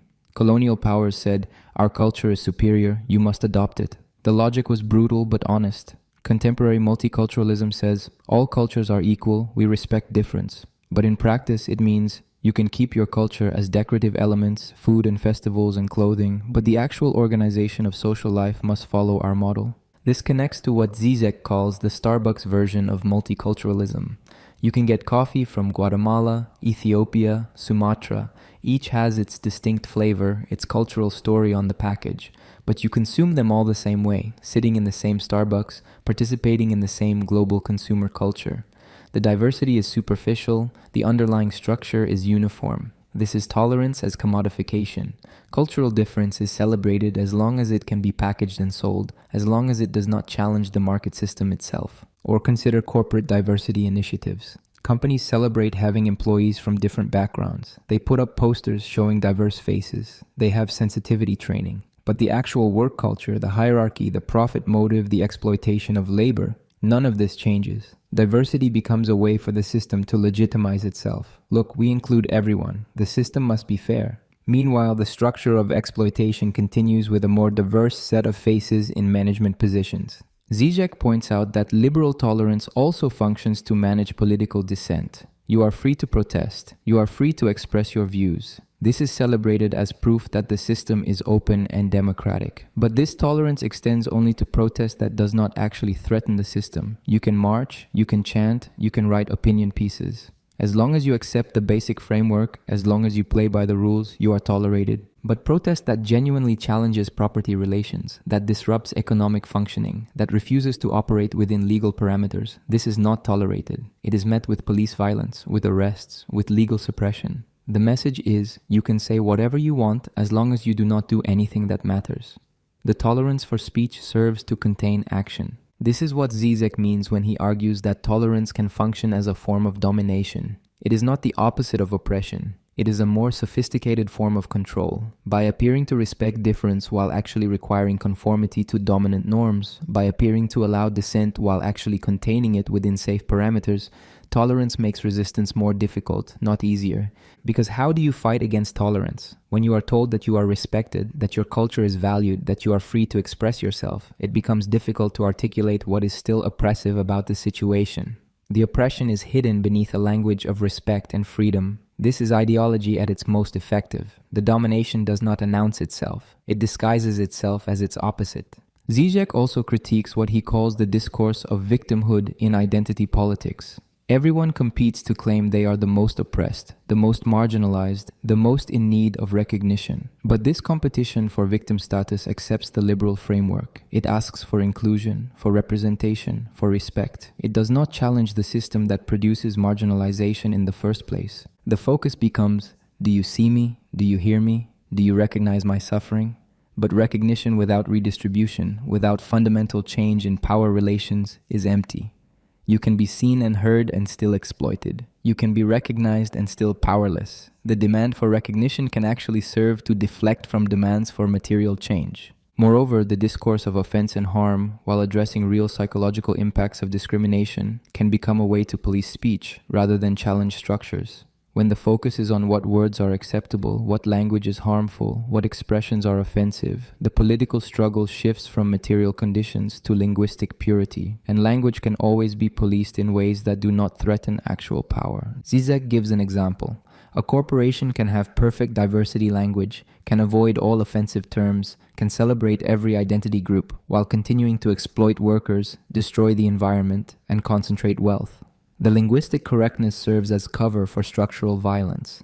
This is not to say language does not matter, but when language becomes the primary site of political struggle, when the ability to say the right things becomes more important than actually changing conditions, something has gone wrong. So what is the alternative to liberal tolerance? Žižek does not offer a simple answer, but he suggests that genuine respect for difference would require the dominant culture to actually change, not just make space for others within its existing framework. It would require questioning the universality of liberal values, recognizing that other ways of organizing social life are possible, allowing for real pluralism rather than diversity within uniformity. But this is difficult and threatening. It would mean giving up the claim that liberal democracy is the only legitimate form of political organization. It would mean accepting that secular modernity is one option among many, not the inevitable destination of all societies. It would mean recognizing that Western values are particular, not universal. And it would mean allowing communities to organize differently, even when that makes liberals uncomfortable. Žižek is not advocating for cultural relativism where anything goes. He is not defending oppressive practices. But he is pointing out that the liberal position is not neutral, not universal, and functions as a form of cultural domination, even as it proclaims tolerance. The critique is designed to make us uncomfortable, to force recognition that our tolerance has limits, and that those limits reveal unexamined assumptions about whose values count as universal. The deeper issue is that tolerance operates within a framework of power. The powerful tolerate the less powerful. The majority tolerates minorities. The dominant culture tolerates subcultures. Tolerance is granted from a position of strength to those who are weaker. It is inherently hierarchical. Genuine equality would not require tolerance because there would be no hierarchy to tolerate across. So when Žižek suggests that tolerance can function as a new form of domination, he is pointing to this structural inequality that tolerance simultaneously acknowledges and obscures. It acknowledges that there is difference in hierarchy, but it obscures the power relations by framing them as respect and inclusion. And this makes the actual domination harder to see and therefore harder to challenge. The political task is not to be more tolerant or less tolerant. It is to transform the conditions that create the need for tolerance in the first place. It is to build genuinely egalitarian relations where difference does not require management through tolerance because power is actually shared rather than concentrated. But this requires challenging structures of power, not just attitudes. It requires material transformation, not just cultural recognition. And this is much more difficult than the language of tolerance suggests. Hegel's trick: how contradictions create reality. If you read Žižek for any length of time, one name appears more than any other: Hegel. Georg Wilhelm Friedrich Hegel, the German philosopher who died in 1831, is not an obvious choice for understanding contemporary capitalism. His books are notoriously difficult, written in a style that seems designed to confuse.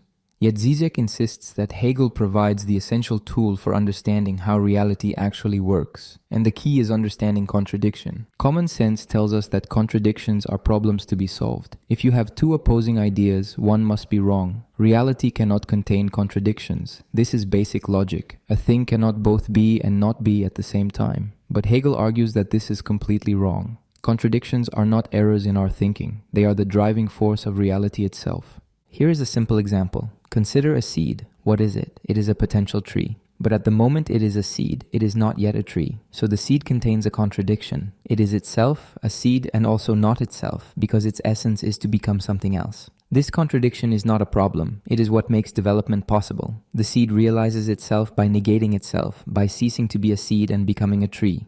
Or consider human identity. You are yourself, but you are also constantly changing. The child you were no longer exists. The person you will become does not yet exist. At every moment, you are in the process of becoming other than you are. Your identity contains the contradiction of being both stable and changing. This contradiction is not a flaw. It is what it means to be alive, to be historical, to be in time. Hegel calls this process dialectics. It proceeds through three moments, though Hegel never actually used the formula thesis, antithesis, synthesis that is often attributed to him. First, you have an immediate unity. Then, this unity splits, becomes contradictory. Finally, the contradiction is resolved at a higher level that incorporates what came before. But this resolution is not a return to the original unity. It is something new that carries forward the contradiction in transformed form. Think about freedom. Initially, freedom appears as simply doing whatever you want. No constraints, pure spontaneity. But this immediate freedom immediately negates itself. If everyone does whatever they want, chaos results. My freedom conflicts with your freedom. So freedom requires rules, constraints, laws. But now freedom has become its opposite, obedience to law. How is this contradiction resolved? Through recognizing that true freedom is not the absence of constraints, but self-constraint. I am free when I give myself the law, when I recognize the law as expressing my own rational will. The constraint is not external imposition, but self-determination. And this is hard to grasp because we think in terms of either or. Either you are free or you are constrained. Hegel says the truth is neither and both. Freedom is the process of working through the contradiction, not escaping it. And this process never ends. Every resolution creates new contradictions at a higher level. Žižek loves this because it explains why capitalism is so unstable and so resilient. Capitalism is riddled with contradictions. It requires constant consumption but also produces poverty. It celebrates competition but requires cooperation. It promises individual freedom but creates systemic unfreedom. Marx identified many of these contradictions and he predicted they would cause capitalism to collapse. But capitalism keeps surviving its contradictions not despite them but because of them. Here is how it works. Capitalism encounters a contradiction, say, overproduction. Too many commodities are produced, markets are saturated, profits fall. This is a crisis. Classical economics would say this is a problem that should not occur in a properly functioning market. But for Hegel and Marx, the crisis is not an aberration. It is inherent in the system. How does capitalism resolve it? Through destroying value. Factories close, companies go bankrupt, workers are fired, commodities are thrown away. The crisis destroys enough value that profitability can be restored. Then the cycle begins again. The resolution of the contradiction is not elimination of the contradiction, but its displacement. The problem is not solved, it is moved.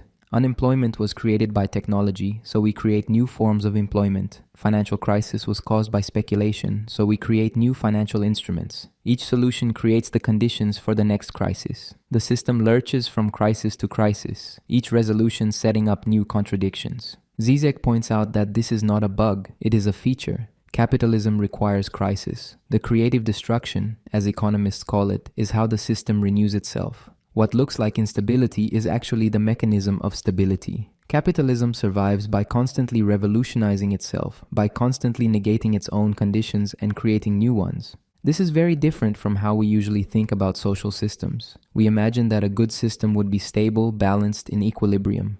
But Hegel shows that nothing real is ever in equilibrium. Everything is in process, driven by internal contradictions. What appears as stability is just slow motion change. And what appears as catastrophic breakdown is often the system working as designed. Consider democracy under capitalism. Democracy promises equality, one person, one vote.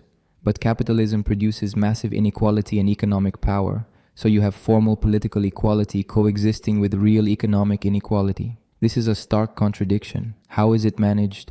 Through the separation of politics and economics. The political sphere is declared democratic. The economic sphere is declared private, beyond democratic control. Your vote matters in politics, but not at your workplace, not in markets, not in the decisions that actually shape your life. The contradiction is not resolved, but displaced. But this displacement creates new problems. People notice that democracy does not give them real power. They become cynical. Legitimacy erodes. So new mechanisms are needed. Populism promises to give power back to the people. But populist leaders, once in power, typically serve the same economic interests. The contradiction returns in new form. Hegel's insight is that you cannot eliminate contradiction by choosing one side. If you try to have pure freedom with no constraints, you get chaos. If you try to have pure order with no freedom, you get tyranny.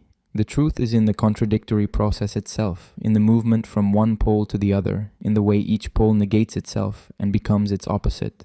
This is why Žižek rejects simple solutions. People want clear answers: capitalism or socialism, freedom or equality, individual or collective.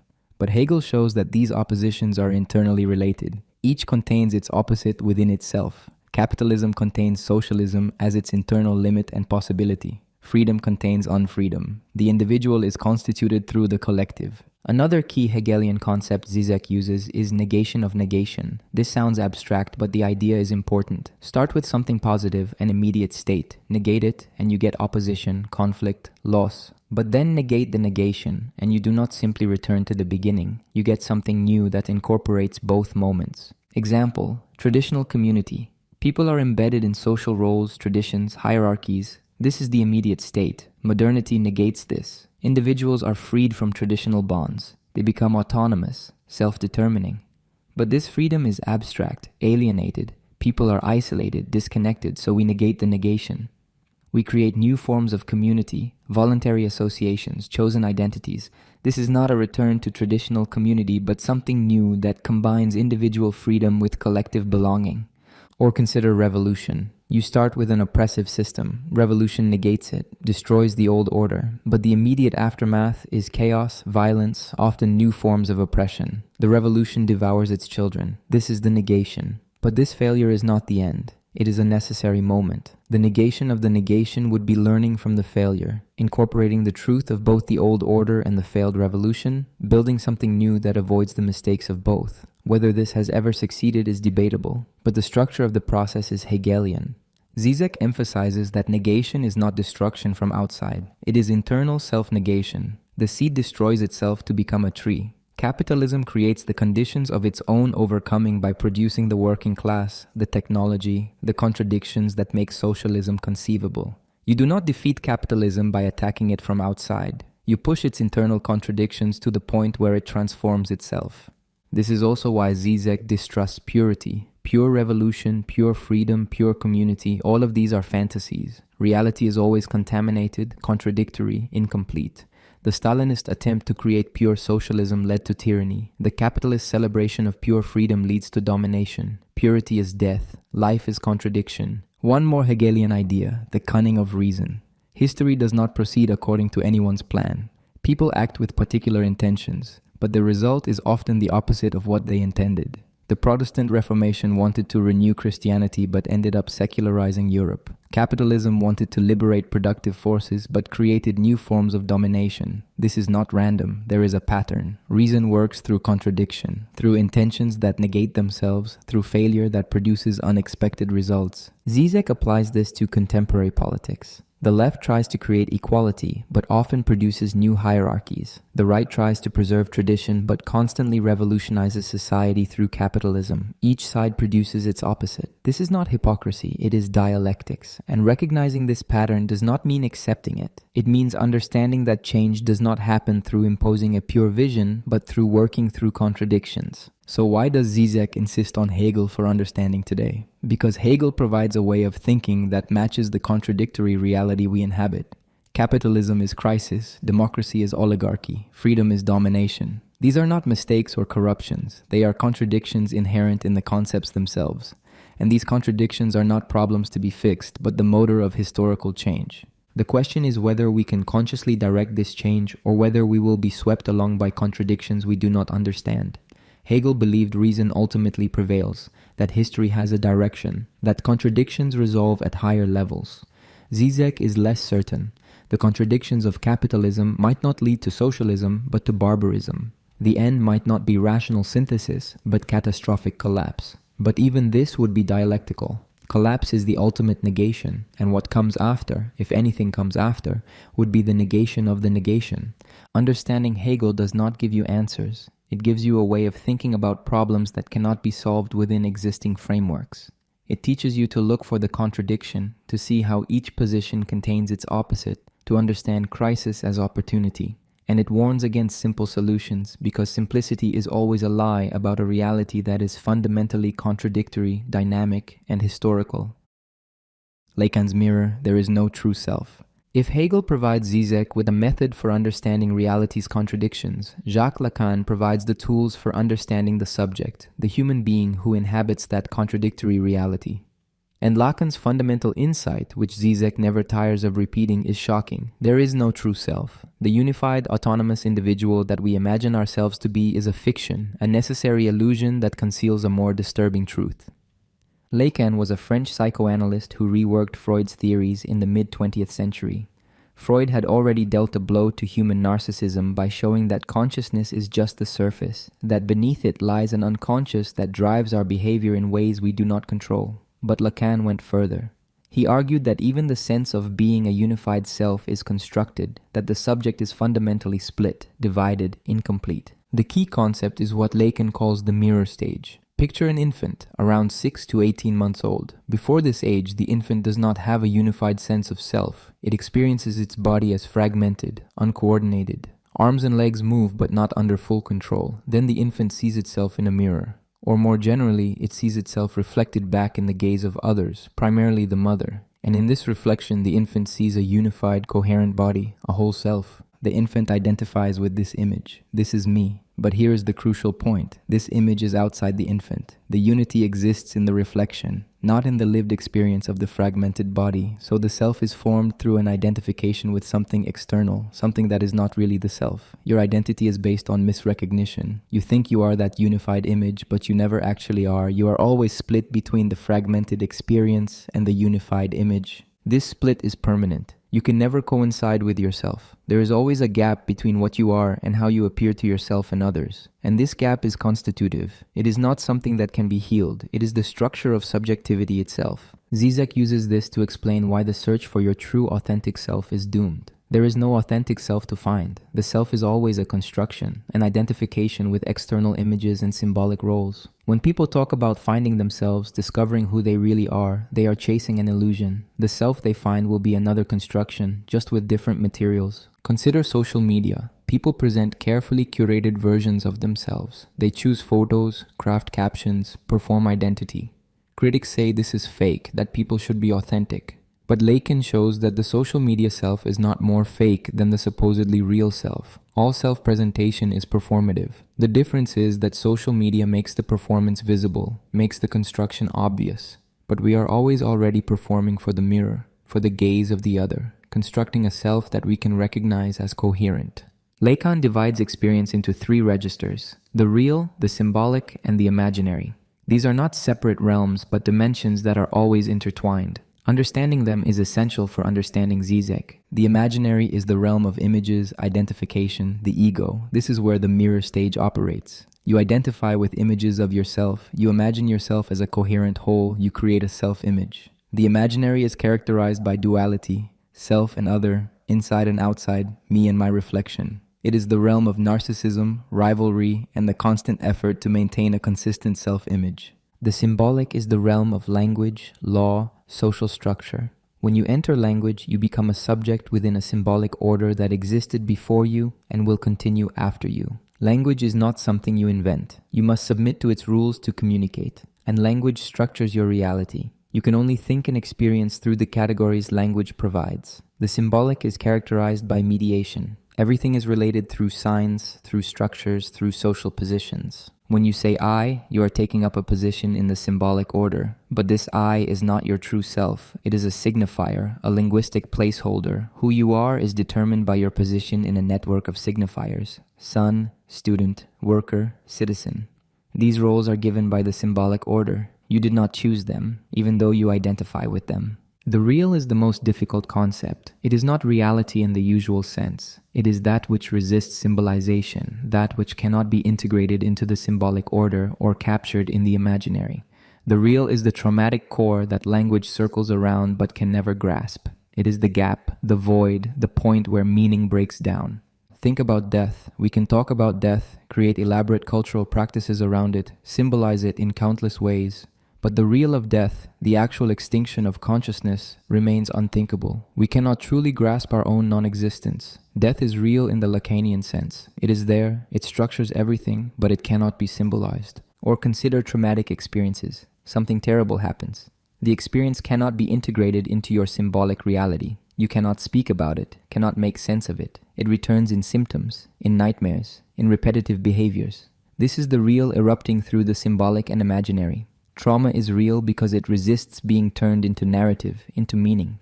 Žižek emphasizes that the real is not some mystical beyond, it is the gap within reality itself. Every symbolic system has a point where it fails, where it encounters something it cannot account for. This failure is not external to the system, it is internal and necessary. The real is the internal limit of the symbolic. Consider gender. Society provides two main symbolic categories, man and woman. These categories structure identity, social roles, legal status. But these categories never perfectly fit anyone's actual experience. There is always an excess, something that does not fit, something real that the symbolic categories cannot capture.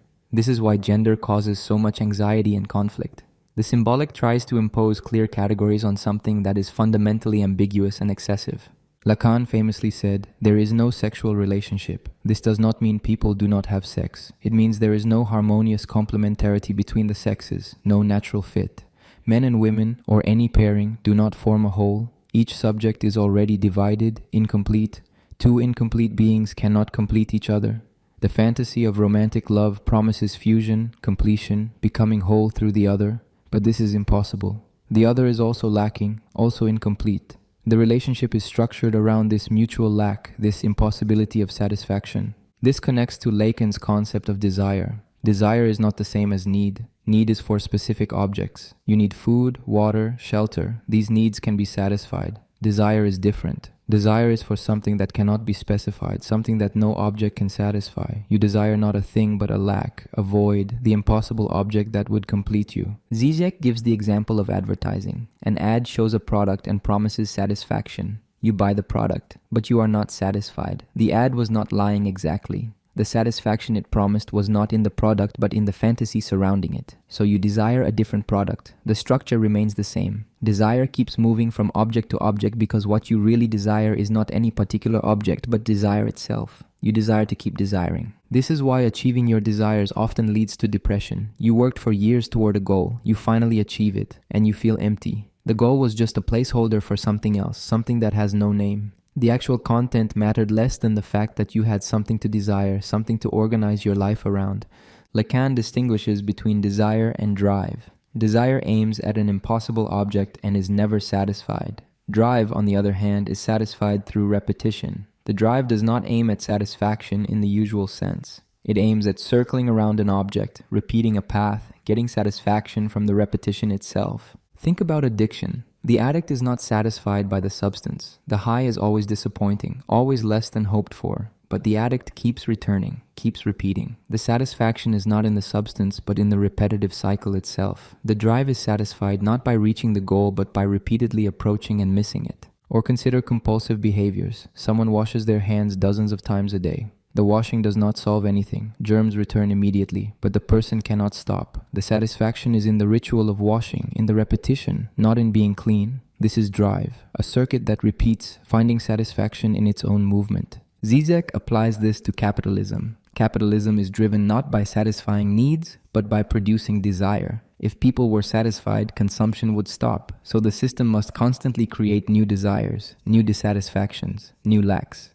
You need the new model, the upgraded version, the additional features. The object you already have is now insufficient. Your desire must be kept alive, kept unsatisfied, so you keep consuming. Another key Lacanian concept is objet petite, the object cause of desire. This is not the object you desire, but the object that causes desire, that sets desire in motion. It is a kind of placeholder, a void around which desire circulates.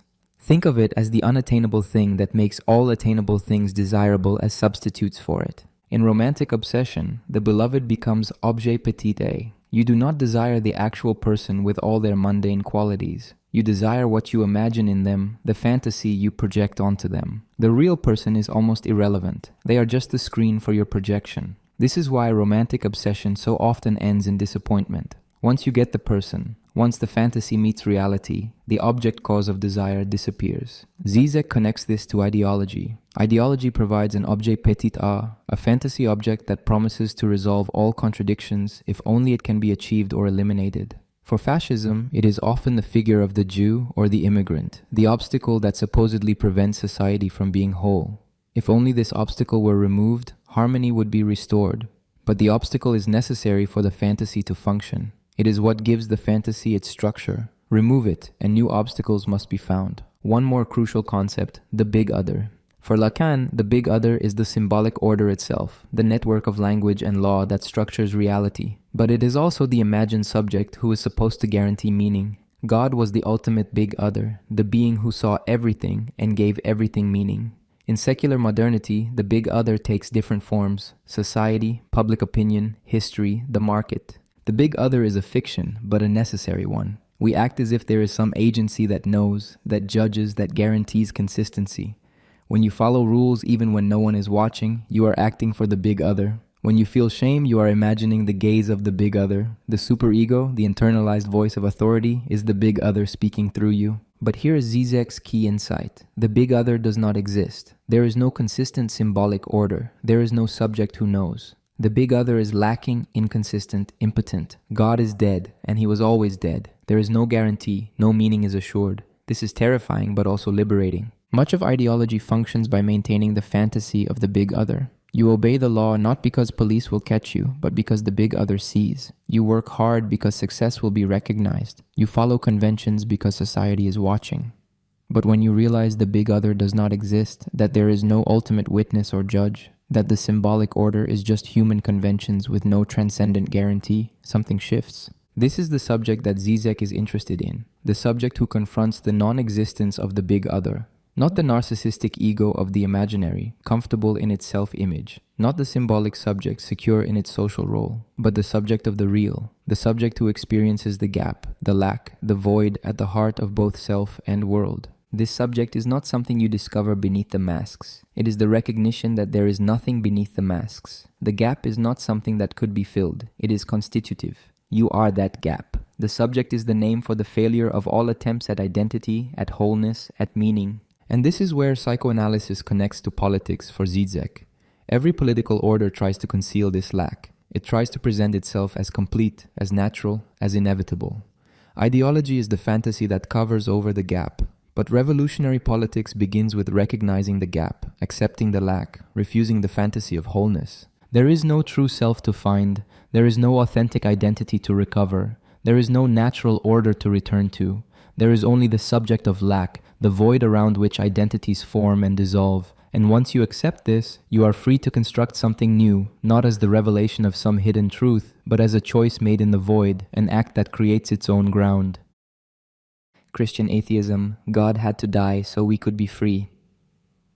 Of all Žižek's provocations, few are more surprising than his defense of Christianity.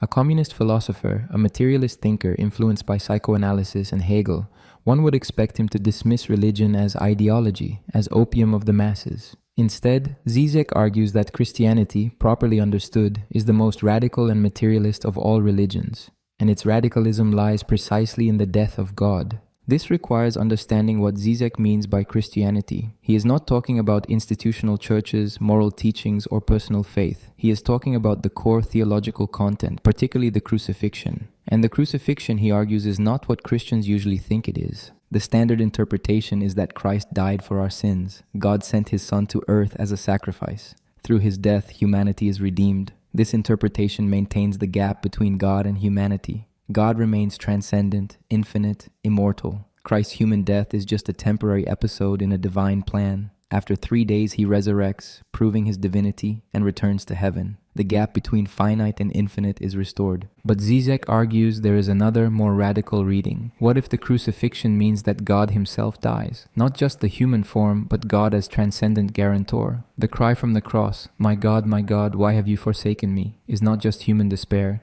It is God experiencing abandonment by himself. The infinite is abandoned by the infinite. God experiences what it means to be human: finitude, mortality, abandonment, meaninglessness. And here is the crucial point. There is no resurrection that undoes this.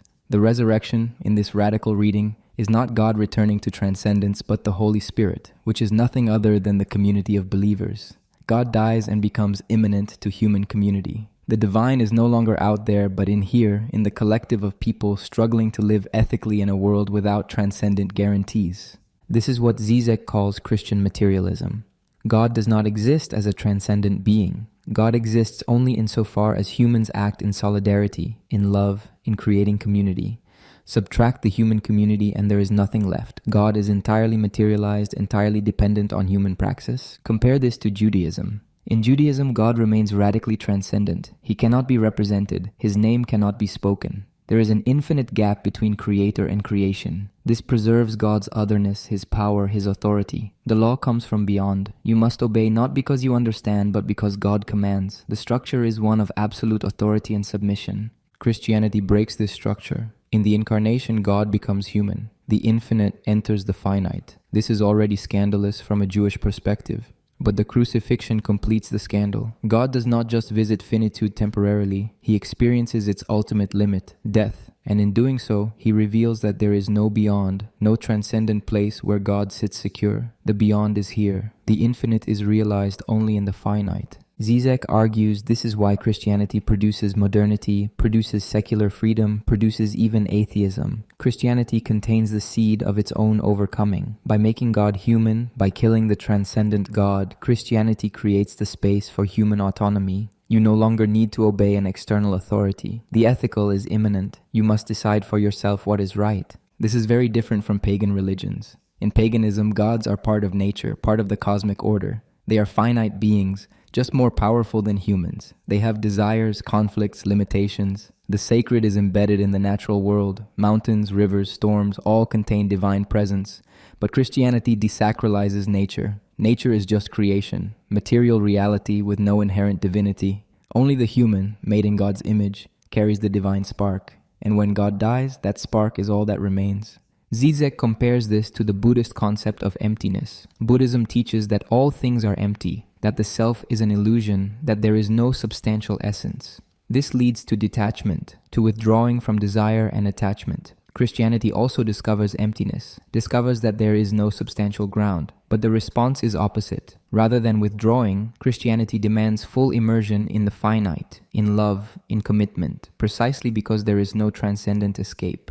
The Christian command to love your neighbor is radical in this context. It is not love based on natural affinity or reciprocity. It is love for the neighbor as such, including the enemy, including the stranger, including the unlovable. This is love without reason, without ground, without guarantee of return. It is an irrational, groundless commitment that creates its own ground through the act itself. Žižek finds this structure in Paul's letters. Paul breaks with Jewish law. He says the law is abolished, that faith alone matters. But what is this faith? It is not belief in doctrines, it is a commitment, an act. Paul creates Christian communities that include Jews and Gentiles, slaves and free men and women. These categories that structured the ancient world are declared irrelevant. In Christ, there is no Jew or Greek, no slave or free. This is not just a nice sentiment. It is a radical restructuring of social reality. But here is where Žižek differs from standard Christian theology. He argues that Paul's universalism is not based on some common human essence or divine plan.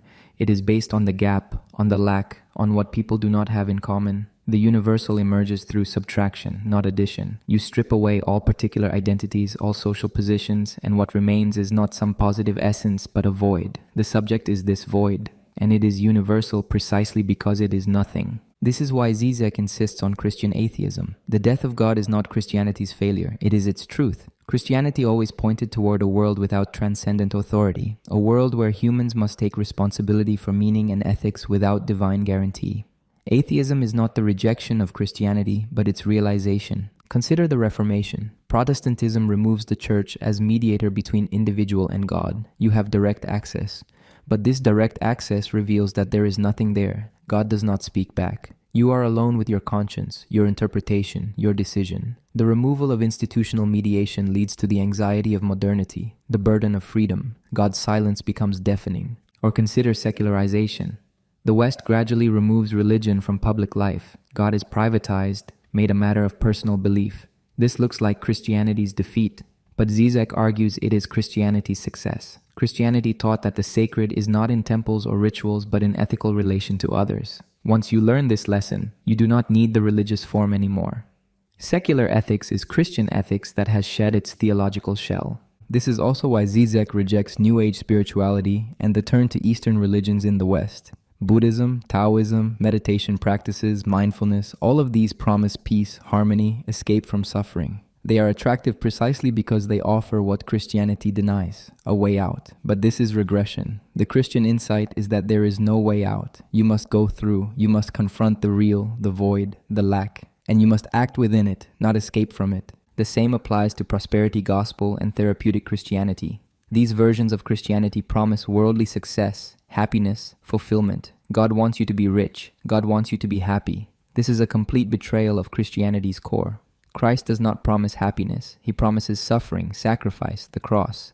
The ethical life is not comfortable. It requires giving up the fantasy of satisfaction.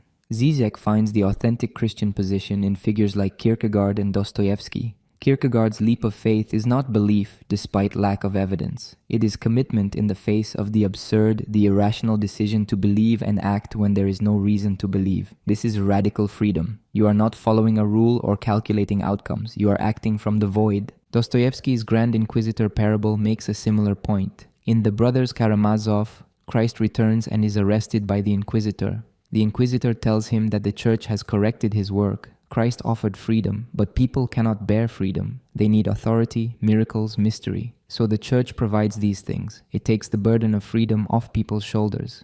And the Inquisitor argues this is true love for humanity. Christ's freedom was too harsh. Christ listens and then kisses the Inquisitor. He offers no argument, no defense. The kiss is an act of love without justification. And Žižek sees in this the essence of Christianity. Not the institutional church with its power and authority, but the impossible demand for freedom and love that the church cannot domesticate. This also explains Žižek's complicated relation to Islam. He argues that Islam preserves the structure of transcendent authority that Christianity should have overcome. Allah remains radically transcendent. Submission is central.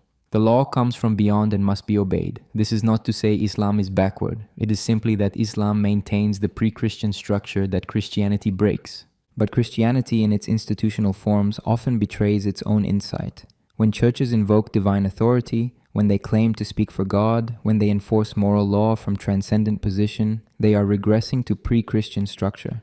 Authentic Christianity is the recognition that God is dead, that no authority is transcendent, that we must create meaning and ethics from the void. This is why Žižek can be an atheist and claim to be more Christian than Christians. He takes Christianity's core seriously, whereas most Christians do not. They cling to God as transcendent authority because they cannot bear the freedom that Christianity actually demands. They use religion to avoid religion's truth. The political implications are significant. If there is no transcendent authority, then all authority is human, contingent, can be challenged. No king rules by divine right. No economic system is natural. No law is eternal. Everything is historical, constructed, changeable. This is terrifying but also liberating. The death of God means there is no one to blame, no one to beg for salvation, no cosmic justice that will set things right. If the world is unjust, humans made it unjust, and humans must change it. There is no deferring responsibility to heaven or history or nature. The burden is entirely on us. This is the wager of Christianity properly understood. God had to die so that we could be free. Not free in the sense of doing whatever we want. Free in the sense of being responsible, of having to create meaning without guarantee, of having to love without reason. This freedom is a burden most people reject. They want God back, want transcendent authority, want someone to tell them what to do and why. But this desire for authority is the betrayal of freedom, the refusal of the gift that the death of God offers. Love is a battlefield and you've already lost. Love is supposed to be beautiful, fulfilling, the completion of the self through union with another. Romantic comedies, pop songs, and self-help books all promise that finding the right person will bring happiness. But Žižek, following Lacan, argues that this is precisely the fantasy that conceals a darker truth. Love is not the solution to our incompleteness. Love is the encounter with an impossibility, and this impossibility is its essence. Lacan's famous dictum, "There is no sexual relationship," sounds absurd. Obviously people have sex. Obviously people form couples. But Lacan means something specific. There is no natural complementarity between the sexes. Men and women or any pairing do not fit together like puzzle pieces. Each subject is already divided, already incomplete. Two incomplete beings cannot form a complete whole. The fantasy of love is that the other will complete you, will fill your lack. But the other is also lacking. The relationship is structured around this mutual lack, this impossibility of perfect union. This is why love is so difficult, so prone to disappointment. You meet someone, you fall in love. The early phase is ecstatic. You feel complete, understood, at home. But gradually, reality intrudes. The other is not who you imagined. They have irritating habits, different desires, their own neuroses. The idealized image collides with the real person, and disappointment sets in. The usual response is to think you chose the wrong person. If only you had found the right one, the fantasy would have been realized. So people leave and search again. They find someone new. The cycle repeats. Each time the same pattern. Initial idealization, gradual disillusionment, the sense that something is missing. What is missing is not some quality in the partner. What is missing is the fantasy object that no real person can be. Žižek explains this through Lacan's concept of objet petit a. In love, the beloved becomes the object cause of desire. You do not love the actual person with all their mundane qualities. You love what you imagine in them, the fantasy you project onto them. They become the screen for your projection. The real person is almost irrelevant. Any sufficiently suitable candidate could fill this role because the role is created by your fantasy, not by their actual characteristics. This is why romantic obsession is often inversely proportional to actual knowledge. You are more obsessed with someone you barely know than with someone you live with. The less you know, the more space for fantasy. Actual intimacy, actual knowledge of the other, tends to dissolve the obsession. Not because intimacy is bad, but because intimacy confronts you with a real person rather than a fantasy object. Think about courtly love in medieval Europe. Knights devoted themselves to ladies they could never have. The lady was married, of noble birth, completely inaccessible. The knight performed impossible tasks, wrote poetry, suffered nobly. The entire structure depended on the impossibility. If the knight actually got the lady, the structure would collapse. The obstacle was not preventing love. The obstacle was constitutive of love. Remove it and love disappears. Žižek argues that contemporary dating follows a similar logic. People use dating apps, endlessly swiping, always keeping their options open. They go on dates but remain uncommitted. There is always the fantasy that someone better is available. The next match might be the one. This perpetual search is not a bug, it is a feature. People do not actually want to find the perfect partner because finding them would end the search. The search itself, the possibility, the fantasy, provides a satisfaction that no actual relationship can match. Or consider the contemporary injunction to work on your relationship. Couples go to therapy, they read books on communication, they try techniques to maintain passion.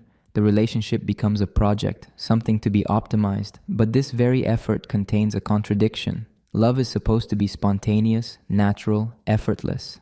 If you have to work this hard, maybe it is not real love. But then the ideology responds, real love requires work. You must constantly invest effort to maintain it. The truth, Žižek suggests, is that there is no solution to this paradox. Love contains an inherent impossibility. You desire the other, but you also resent them. You want intimacy, but intimacy threatens your autonomy. You want to be loved for yourself, but you only attract the other through masks and performances. You want perfect understanding, but communication always fails. These are not problems to be solved. They are the structure of love itself. Consider jealousy. The usual view is that jealousy is irrational insecurity. A confident person would not be jealous, but Lacan suggests jealousy reveals a truth.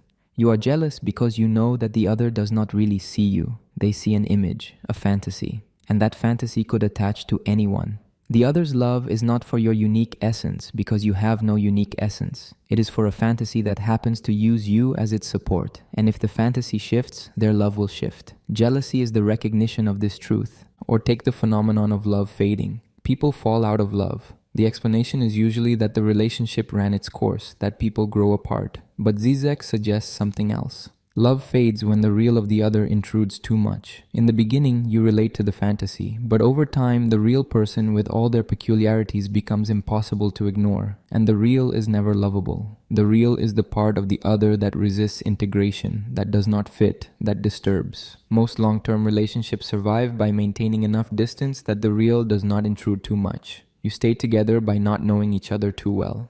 This connects to Lacan's distinction between love and desire. Desire is for an impossible object, something that no real thing can satisfy. Love is different. Love is the attempt to give what you do not have to someone who does not want it. This sounds cynical, but it captures something true.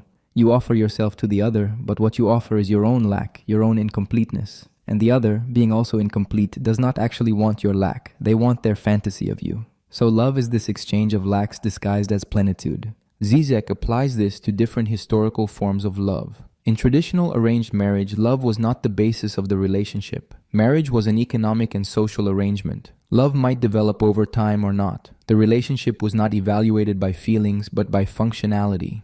This seems cold to modern sensibility, but it avoided the trap of romantic love. It did not promise completion or fulfillment. It was pragmatic. Romantic love, emerging in the 18th and 19th centuries, introduced a new ideal. You should marry for love. The loved one should be freely chosen. The relationship should bring personal fulfillment. This sounds liberating, but it created new problems. Now the relationship must bear enormous weight. Your partner must be your best friend, your sexual partner, your emotional support, your co-parent, your companion in adventure. One person must fulfill all these roles. The burden is impossible. Contemporary hookup culture seems like a rejection of romantic love. No commitment, no expectations, just casual encounters. But Žižek argues this is not an escape from romantic ideology, it is its realization. The fantasy is preserved by avoiding actual relationship. You can maintain the ideal by never testing it against reality. Each encounter can be perfect because it does not continue long enough to disappoint. But this means never actually encountering the other. You relate to a series of objects, not to subjects. At the same time, there is the opposite trend, the soulmate ideology. Your soulmate is out there. They are perfect for you. You just need to find them. Dating apps encourage this fantasy. Algorithms will match you with your ideal partner. But the more choice you have, the more paralyzed you become. No actual person is perfect. There is always something that does not quite fit. So you keep searching, keep swiping, convinced that the real one is just around the corner. Žižek suggests that genuine love is not about finding the perfect partner. It is about making an irrational commitment to an imperfect person. Love is an act, a decision, a wager. You choose this person despite all reasons not to. Despite knowing they are not perfect, despite knowing the relationship will be difficult, despite knowing your fantasies will not be realized. You love not because they complete you, but because you accept the incompleteness, yours and theirs, and commit anyway.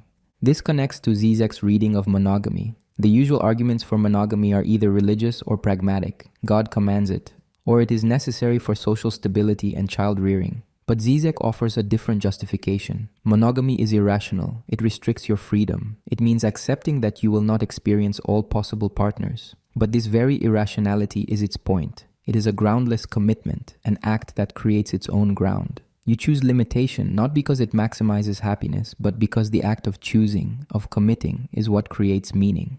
Of course, most monogamous relationships do not actually work this way. They are maintained by routine, by economic dependence, by fear of loneliness. The commitment is not an act but an inertia. Žižek distinguishes between this dead commitment and the living commitment that must be renewed, that remains a choice even within constraint. Then there is the question of love and politics.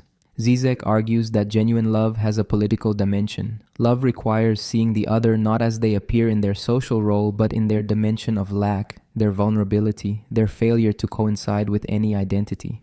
This is what Christian agape means, love for the neighbor as such, not for their lovable qualities. You love the subject beneath the person, the gap that no personality can fill. This kind of love is disturbing. It is not the warm, comforting love of self-help books. It is confrontational. It sees through masks. It refuses to let the other hide in their social role. This is why love is often experienced as violence. The other who truly loves you will not flatter your ego. They will confront you with your inconsistencies, your self-deceptions, your failures. They will love you not despite these failures, but in them, seeing in your failure the dimension of subjectivity that transcends all particular identity. And this brings us back to Lacan's formula. There is no sexual relationship. What this ultimately means is that there is no harmony, no perfect fit, no completion through the other. The relationship is always marked by misunderstanding, by crossed purposes, by desire that does not align. But this very impossibility is what makes love possible. If the relationship were harmonious, if desire were satisfied, there would be no need for the effort, the commitment, the work of love. Love exists only in the gap, in the failure of perfect union. So you have already lost the battle. The fantasy of perfect love will not be realized. The other will disappoint. You will disappoint yourself. The relationship will be difficult, marked by conflict and frustration.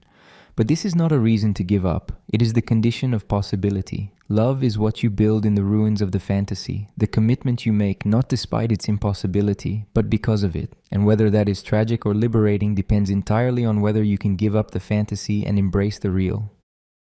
Hollywood knows, aliens, superheroes, and ideology. Žižek has written extensively about film, and he does not treat cinema as mere entertainment. For him, Hollywood movies are not distractions from reality, but symptoms of the ideological fantasies that structure reality. Films do not reflect social reality. They reveal the unconscious of that reality, the fantasies, anxieties, and contradictions that cannot be directly stated, but emerge in coded form through narrative. His method is not traditional film criticism. He does not analyze cinematography or narrative structure for their own sake. He treats films as dreams, reading them for what they unconsciously express. A blockbuster about alien invasion is not just about aliens. It is about how society processes its anxieties about the other, about threats to social order, about what holds communities together. Start with Alfred Hitchcock, whom Žižek returns to repeatedly. Hitchcock's films are full of what he called MacGuffins, objects that drive the plot but whose actual content is irrelevant. In North by Northwest, everyone is chasing microfilm containing government secrets. But we never learn what the secrets are. They do not matter. The MacGuffin is a pure placeholder, an empty object that sets desire in motion. This is how ideology functions. It gives you objects to pursue, goals to achieve, enemies to fight. The actual content is secondary. What matters is the structure of pursuit itself. Or consider Vertigo, which Žižek analyzes at length. Scotty becomes obsessed with a woman, Madeline, who dies. Later he meets Judy, who resembles Madeline. He tries to transform Judy into Madeline, forces her to change her appearance, her hair, her clothes. When she finally matches his image, he realizes she was Madeline all along. She was playing a role. His desire was for the role, not the person. And when the fantasy is completed, when image and reality coincide, the woman dies again. This is the structure of desire. You desire an image, a fantasy. The real person is an obstacle. You try to mold them into the image. But if you succeed, if they become the image, desire disappears. The desire was sustained by the gap between image and reality. Close the gap and you lose both. The film shows that getting what you desire is catastrophic. Desire requires impossibility. Grant the fantasy and it collapses. Žižek applies this logic to contemporary blockbusters. Take alien invasion films, Independence Day, War of the Worlds, The Avengers, when dealing with extraterrestrial threats. These films present aliens as pure evil, threatening humanity with extinction, and humanity unites to fight them. What is the fantasy here? The fantasy of a threat so absolute that it overcomes all internal divisions. Americans and Russians work together. Rich and poor fight side by side. All social antagonisms are suspended in the face of external danger. But this external danger is a fantasy that conceals the real antagonisms. There is no alien invasion. The threats to humanity are internal: inequality, exploitation, environmental destruction. But these are products of the system itself. They cannot be fought without changing the system. So ideology creates a phantasmatic external enemy. If only we could identify the outside threat and eliminate it, society would be harmonious. The alien is not a real external threat, but a projection, a way of externalizing internal antagonisms. Superhero films work similarly. A city is threatened by a villain. A hero with extraordinary powers saves everyone. The fantasy is that our problems can be solved by exceptional individuals without changing social structures. Not collective political action, but a hero from above who restores order. This is fundamentally conservative. It suggests that the system is fine, we just need better leaders, better protectors. The hero's violence is legitimate because it protects the status quo. But Žižek finds more interesting elements in some superhero films. Consider The Dark Knight. The Joker is not a criminal with rational motives. He does not want money or power. He wants chaos for its own sake. He exposes the fragility of social order, showing that civilized behavior depends on very thin conventions. When those conventions break, when social trust collapses, everyone becomes savage. Batman represents the law, but the law requires him to break the law. He operates outside legal constraints to preserve the legal order. This reveals a truth. The law depends on extra-legal violence for its enforcement. The system requires its own transgression to function. Or take They Live, the John Carpenter film Žižek frequently references. A man finds sunglasses that reveal hidden messages. Advertising billboards say, obey and consume. Money says, this is your God. The film literalizes ideology, making it visible. But here is the question. If you could see ideology this clearly, would anything change? The film suggests that most people prefer not to see. When the protagonist tries to force his friend to put on the glasses, they fight for minutes. The friend does not want to see. Ignorance is more comfortable. This connects to what Žižek calls the fetishistic disavowal. I know very well, but nevertheless. The glasses reveal that society is controlled by aliens disguised as humans, that all institutions serve alien interests. But even knowing this, what would you do? You still need to work, to pay rent, to participate in the system. The knowledge changes nothing. Most people, even if they saw through ideology, would choose to continue as before. This is more disturbing than simple deception. It suggests that ideology does not depend on belief, it depends on practice. As long as you act as if you believe, actual belief is irrelevant. Žižek also analyzes horror films. What makes horror disturbing is not the monster itself, but what the monster reveals. In vampire films, the vampire is a figure of excessive enjoyment. They live forever, they are sexually magnetic, they indulge every desire. But they are undead. They exist in a kind of living death. Žižek sees this as a figure for capitalism. Capitalism promises unlimited enjoyment, constant consumption, satisfaction of every desire. But this endless consumption is a kind of death in life. You are trapped in a repetitive cycle, unable to stop, unable to die, unable to truly live. Zombie films present a different anxiety. The zombie is pure drive, mindless consumption, automatic repetition. A zombie apocalypse shows social order collapsing into pure violence and hunger. But Žižek points out that zombies are us. We are already living like zombies, consuming mindlessly, going through the motions, driven by impulses we do not control. The zombie apocalypse is not a future threat. It is the truth of the present made visible. Or consider disaster films. A tsunami, an asteroid, a plague, some catastrophe threatens to destroy everything. These films are ostensibly about survival. But Žižek notes that they are often structured around a return to authentic human connection. The disaster strips away social pretense. People reveal their true selves. Families reunite. Strangers help each other. There is even a certain enjoyment in the catastrophe, a relief from the burden of normal life. This reveals an unconscious desire for catastrophe, not because people actually want to die, but because they want the social order to collapse so something authentic can emerge. The disaster functions as a phantasmatic solution to alienation. If everything were destroyed, we could start over, build better, be real with each other. But this is a fantasy. Real disasters do not produce authentic community. They produce trauma, chaos, and usually a restoration of the same power structures. Žižek applies similar analysis to science fiction. The Matrix presents reality as simulation. You can unplug and see the real.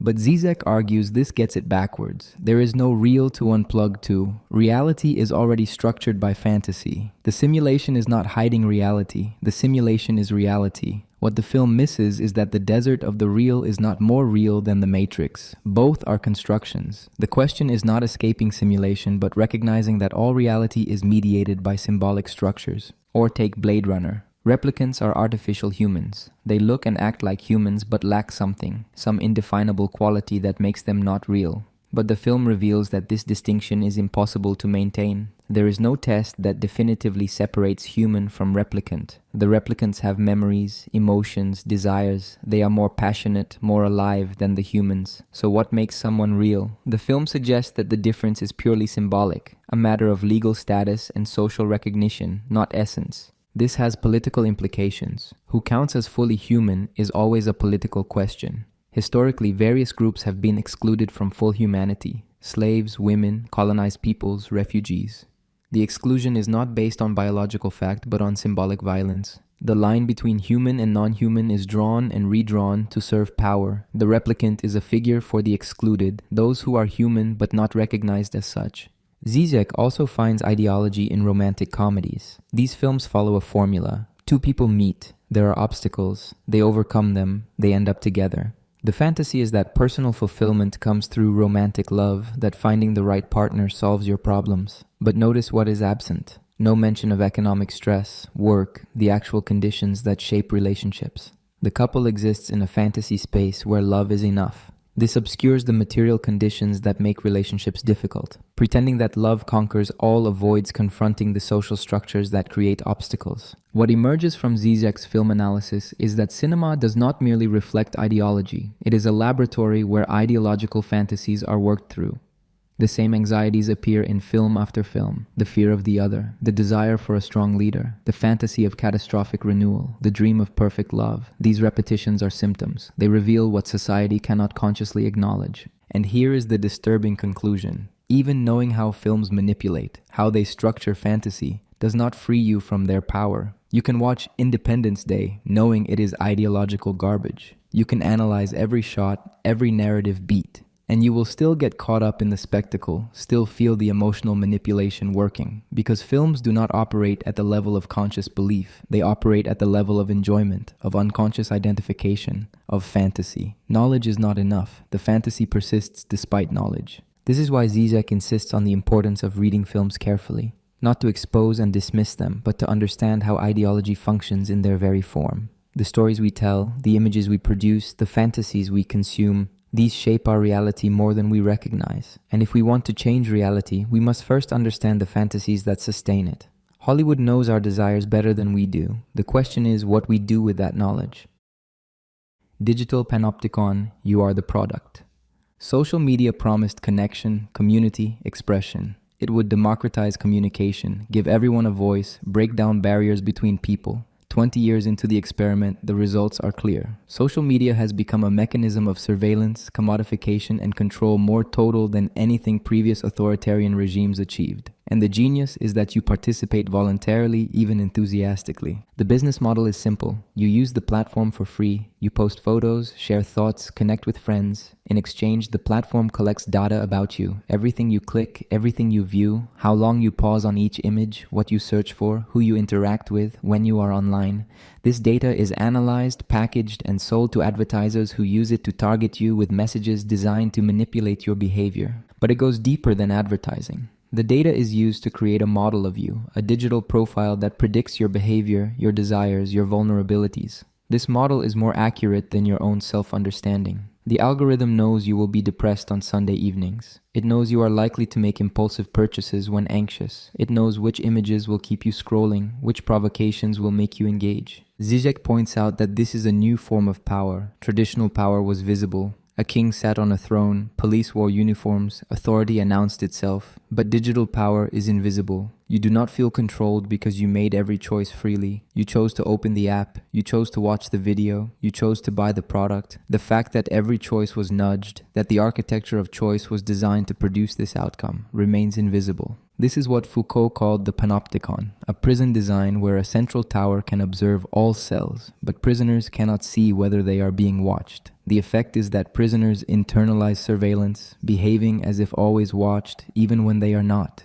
Social media is the panopticon perfected. You are always potentially being watched by your followers, by the algorithm, by future employers checking your history. So you curate yourself, perform for an imagined audience, discipline your own expression. But there is a twist. In the traditional panopticon, surveillance was oppressive. You modified behavior to avoid punishment. In the digital panopticon, surveillance is pleasurable. You want to be seen. You craft posts to maximize engagement. You check notifications constantly. The anxiety of not being watched is worse than being watched. Visibility has become a form of validation. If no one sees your post, did it happen? If no one likes your photo, are you attractive? The gaze of the other, mediated through metrics, becomes constitutive of identity. Žižek connects this to Lacan's concept of the big other. Social media creates the perfect big other, an imagined audience that is always judging, always watching, always measuring your worth through quantifiable metrics. Likes, followers, shares, these numbers become the measure of value. And because they are never enough, you keep posting, keep performing, keep trying to optimize your presentation. The algorithm itself becomes a kind of deity. It determines what content gets seen, what goes viral, what disappears. No one fully understands how it works. It is a black box, a mysterious force that grants or denies visibility. You make offerings trying to please it. You follow best practices, post at optimal times, use the right hashtags. You perform rituals whose logic you do not understand, hoping for algorithmic favor. This creates a specific form of subjectivity. Your identity becomes data. You are what the algorithm says you are, your demographics, your interests, your behavior patterns. This data self is not separate from your real self. It increasingly determines your real self. The products you are shown influence what you buy. The news you see influences what you believe. The people you are connected to influence who you become. The algorithm does not just observe, it shapes. Consider the influencer as a figure. The influencer has monetized visibility. Their life is content. Every experience is evaluated for its potential to generate engagement. Authenticity itself becomes a performance. You share vulnerable moments to seem relatable. You curate spontaneity to seem natural. The boundary between life and performance dissolves. You are always on stage because the stage is everywhere.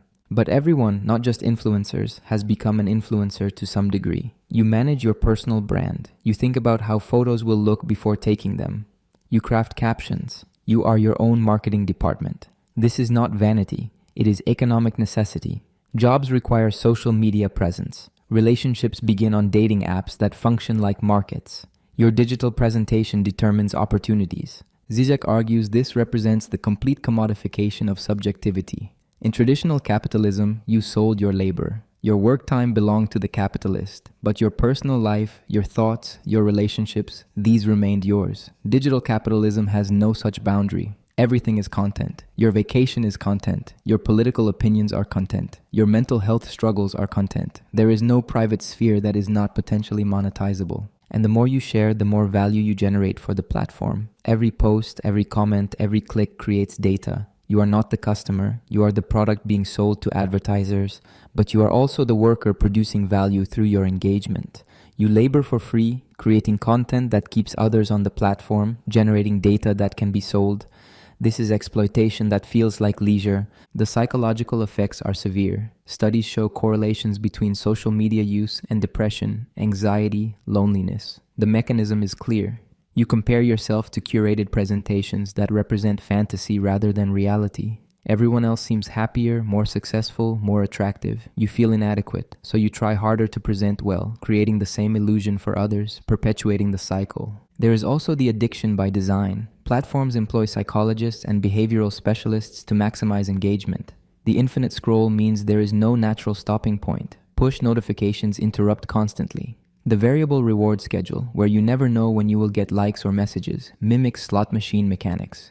This is not an unfortunate side effect, it is the intended function. The more addicted you are, the more data you generate, the more valuable you become. Žižek points out the political implications. Social media was supposed to democratize information, enable grassroots organizing, give voice to the marginalized, and sometimes it has. Movements use social media to coordinate, to spread messages, to build solidarity.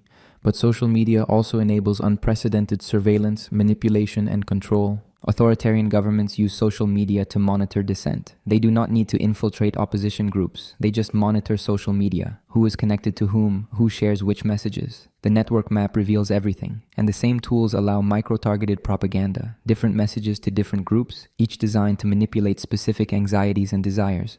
But democratic societies do this too. Election campaigns use social media data to target voters with personalized messages. Your data determines which version of the candidate's positions you see. The platform shows you content designed to provoke engagement, which often means content that makes you angry, afraid, or outraged. This drives polarization. You see different realities than people with different profiles. Consensus becomes impossible when everyone inhabits a different information environment. The mythology of social media is that it represents freedom and connection. You can connect with anyone anywhere. You can express yourself freely. You can find your community.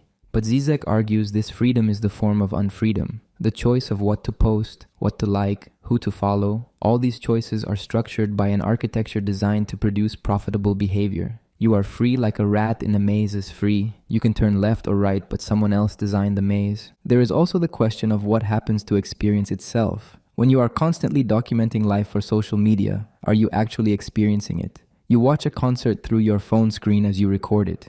You visit a landmark and immediately think about the photo. The experience becomes secondary to its representation. You live for the future moment when you will post about it, when others will see and validate it. This is what Baudrillard meant by simulation replacing reality. The photo of the meal matters more than eating it. The relationship status update matters more than the relationship. The documented self is more real than the undocumented self. If something is not posted, it is as if it did not happen.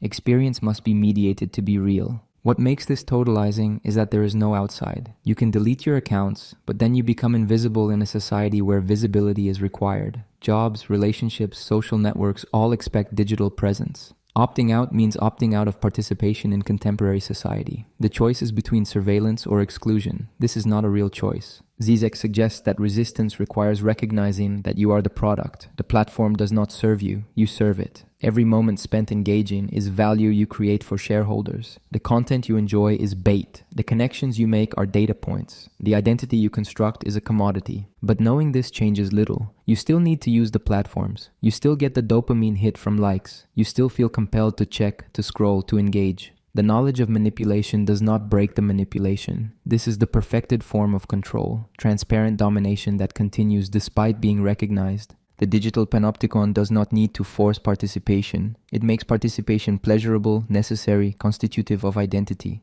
You are not coerced. You are compelled by desire, by fear of missing out, by the need for validation.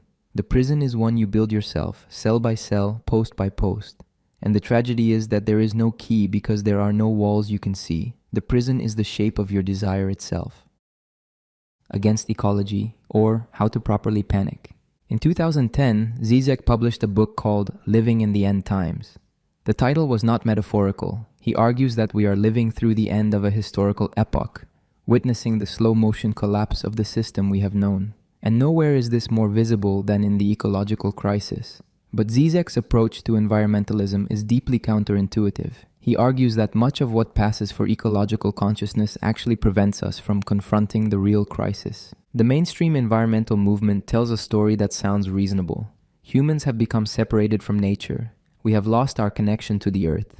Through industrialization and consumerism, we have disrupted natural balance. The solution is to return to harmony with nature, live sustainably, reduce your carbon footprint, consume less, respect the natural world. This narrative has become common sense. But Žižek argues it misses something fundamental. First, the idea of nature as a balanced, harmonious system is itself a projection. Nature is characterized by constant change, disruption, and reorganization. Species go extinct. Ecosystems transform. Climate has always fluctuated. The stable, balanced nature that we imagine we have disrupted represents a fantasy rather than historical reality. Second, the idea that we need to return to nature assumes there was a time when humans existed in unproblematic harmony with their environment. But humans have been transforming their surroundings since the beginning. Agriculture represented a massive intervention. The idealized vision of humans living in balance with nature is more myth than history. Third, and most importantly, the focus on individual responsibility and lifestyle change obscures the systemic nature of the problem. When you are told to recycle, to use reusable bags, to eat less meat, to take shorter showers, you are being given the message that the crisis can be solved through individual consumer choices. But the reality is that a concentrated number of industrial operations produce the vast majority of emissions. The structure of the global economic system requires constant growth and resource extraction. Individual choices pale in comparison to these systemic forces. Žižek gives the example of shoppers who buy organic produce and feel they are helping the environment. They pay premium prices, they feel virtuous. But the organic food they buy is still produced through industrial agriculture, still shipped long distances, still packaged, still part of a commodity system. The organic label functions as what Žižek calls an ideological fantasy that allows continued consumption while easing psychological discomfort. You can participate in the system while feeling that you are part of the solution. This represents what Žižek calls ecology without nature. The real problem is not that we have separated ourselves from nature. The problem is that we believe such separation is possible. We speak of nature as if it were something separate, something out there that we can either harmonize with or destroy. But there is no outside position. There is no nature separate from human activity. We are embedded in a single integrated system. But rather than confronting this reality directly, environmental discourse offers fantasy solutions. Carbon offsets allow you to fly while paying money that supposedly plants trees somewhere. This represents magical thinking. It suggests that environmental damage can be undone through financial transactions, that balance can be restored through market mechanisms. The offset does not actually address the underlying problem. It functions like medieval indulgences, allowing you to purchase forgiveness for actions you continue to take. Or consider electric vehicles. They are marketed as the environmental solution to transportation. But producing batteries requires massive mining operations. The electricity to charge vehicles often comes from fossil fuels. The entire infrastructure of automobile-dependent development remains unchanged. The electric car allows you to feel you are addressing climate change while maintaining the same transportation patterns that created the problem. It represents a technological adjustment that avoids social transformation. Žižek argues that this is how the economic system responds to ecological crisis. It does not change fundamental structures. It creates new markets, green products, sustainable development, clean energy. These are not solutions. They are ways of commodifying the crisis itself. Environmental concern becomes another sector for commercial activity. You can now purchase ecological products, invest in green funds, consume your way to environmental responsibility. The basic logic remains intact. The phrase sustainable development is particularly revealing. It suggests you can have development, meaning economic growth, while also maintaining environmental sustainability. But this represents a fundamental contradiction. Growth requires resource extraction and energy consumption. The planet is finite. Unlimited growth on a finite planet is mathematically impossible. Sustainable development is a contradiction in terms, but it functions to avoid confronting the need for actual limits. Žižek provocatively argues that we need more conscious intervention in natural systems, not less romanticization of nature. The fantasy of returning to nature, of finding harmony, prevents us from taking the radical action necessary. We need to accept that we have irreversibly transformed the planet, that there is no pristine nature to return to, that we are responsible for a hybrid system that we must consciously manage. This management cannot happen through individual lifestyle choices. It requires collective political action and economic transformation. Here, Žižek invokes the concept of the commons. Resources like air, water, and biodiversity cannot be treated as private property or market commodities. Addressing ecological crisis requires reclaiming common resources, asserting collective control rather than leaving allocation to market forces. But this cannot be achieved through market mechanisms alone. Carbon markets, cap and trade systems, green taxes, all of these accept the framework of market economics and try to adjust incentives. But the economic system requires growth. It requires the conversion of nature into commodities. It requires exploitation of resources faster than they can regenerate. You cannot solve a problem created by this system using the system's own tools. Žižek argues that the ecological crisis reveals a fundamental limit. For the first time, the economic system has encountered a barrier it cannot overcome through its usual strategies of expansion and innovation. There is no technological adjustment that allows infinite growth on a finite planet. The system is running into hard physical constraints, and this means the system itself must transform or it will collapse. But the response has been denial, delay, and attempts to financialize the crisis. Energy corporations have known about climate change for decades. They funded research questioning the science. They lobbied against regulatory changes. They continue extracting fossil fuels knowing the consequences. This is not irrational from the perspective of existing economic interests. Addressing climate change would require abandoning business models that generate profit. Economic actors will not voluntarily accept this. So we get green versions of existing practices instead, the fantasy that minor adjustments can solve the problem. Some policy changes, renewable energy subsidies, recycling programs, corporate responsibility reports. None of this addresses the fundamental contradiction. It represents adjustment rather than transformation. Žižek suggests we need to accept that significant changes are already occurring. The climate is already changing. Ecosystems are already transforming. The effects are already being felt. The catastrophe is not coming. It is unevenly distributed across the globe. Those with resources can still insulate themselves. Those without resources are experiencing it directly. But the changes will eventually affect everyone. This acceptance is not defeatism, it is clarity. Once you recognize that the system cannot be reformed using conventional approaches, that green versions of existing practices represent fantasies, that individual action is insufficient, you can ask a different question. What economic organization could function differently? This requires imagining something that does not yet exist, something beyond current structures. What would this look like? Žižek does not have a blueprint, but he suggests certain requirements. It requires ending growth as a primary goal. It requires massive consumption reduction in wealthy nations. It requires collective rather than private control of resources. It requires global coordination rather than national competition. It requires prioritizing survival over profit maximization. All of this is impossible within existing economic frameworks, which means the environmental crisis is fundamentally a crisis of economic organization, and addressing it requires not environmental policy adjustments, but political and economic transformation. This is the truth that environmental discourse often works to conceal. It presents the problem as technical when it is political. It suggests adjustments to the system when the system itself must change. But transforming the system is more difficult than meeting any environmental target. It requires overcoming the most powerful interests on the planet. It requires global coordination unprecedented in history. It requires convincing populations to accept different material standards. It requires new forms of social organization. The difficulty is immense. This is why Žižek says we need to learn to properly panic. The usual environmental message is do not panic. We can address this through gradual changes, maintain hope.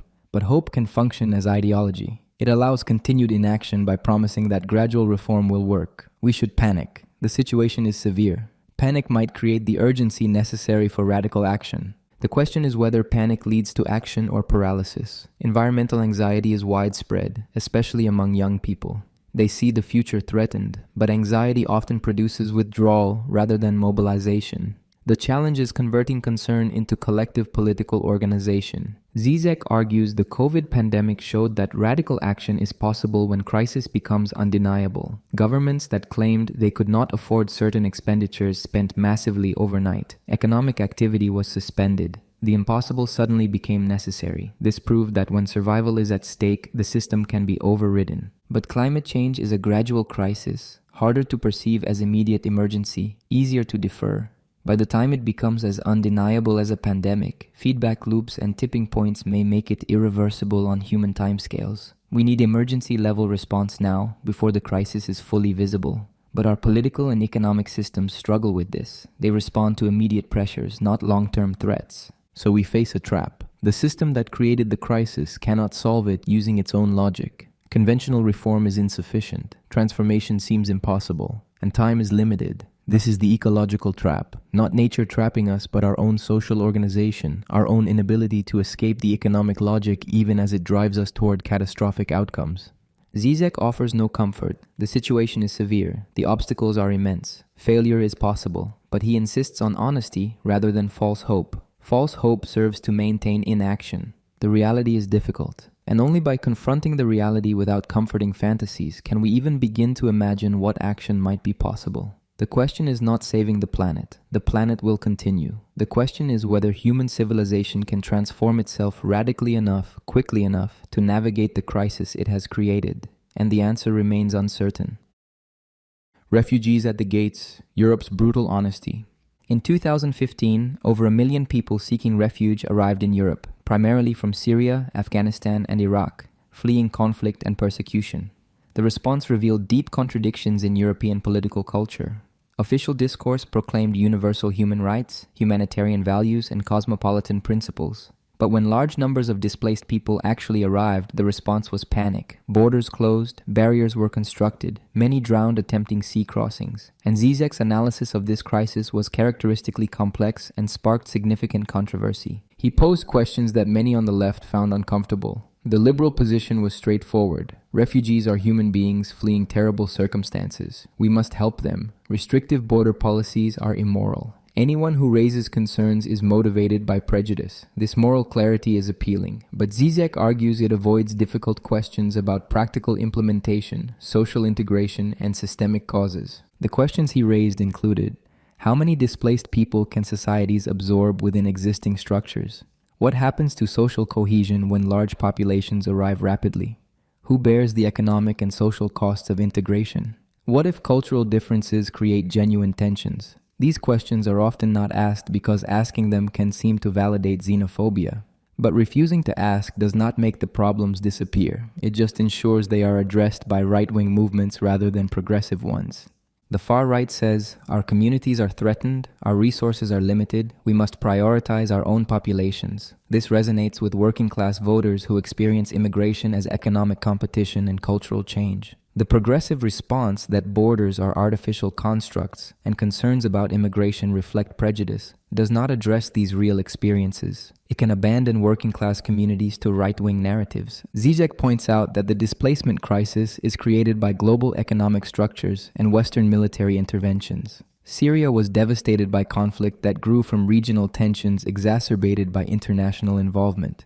Iraq was destabilized by invasion. Afghanistan was shaped by decades of war. Climate change, driven by consumption patterns in wealthy nations, makes large regions increasingly uninhabitable. Global inequality, maintained by economic arrangements, makes migration economically rational for millions.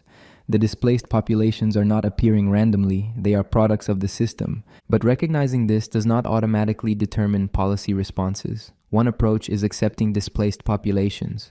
But Žižek argues this treats symptoms while ignoring causes. If you genuinely want to address displacement, you must address the conditions that create it. Stop military interventions. Stop supporting authoritarian regimes when convenient. Stop economic policies that impoverish developing regions. Address climate change. Create conditions where people can survive in their home regions. But this requires confronting global economic structures themselves. It requires ending certain forms of exploitation, ending imperial policies, ending the economic system that produces mass displacement. Liberal humanitarianism often refuses this deeper confrontation. Instead, it offers charity. We will accept some refugees. We will feel compassionate. We will maintain our self-image as moral. But we will not change the system that produces the crisis. Žižek also questions fantasies of multicultural harmony.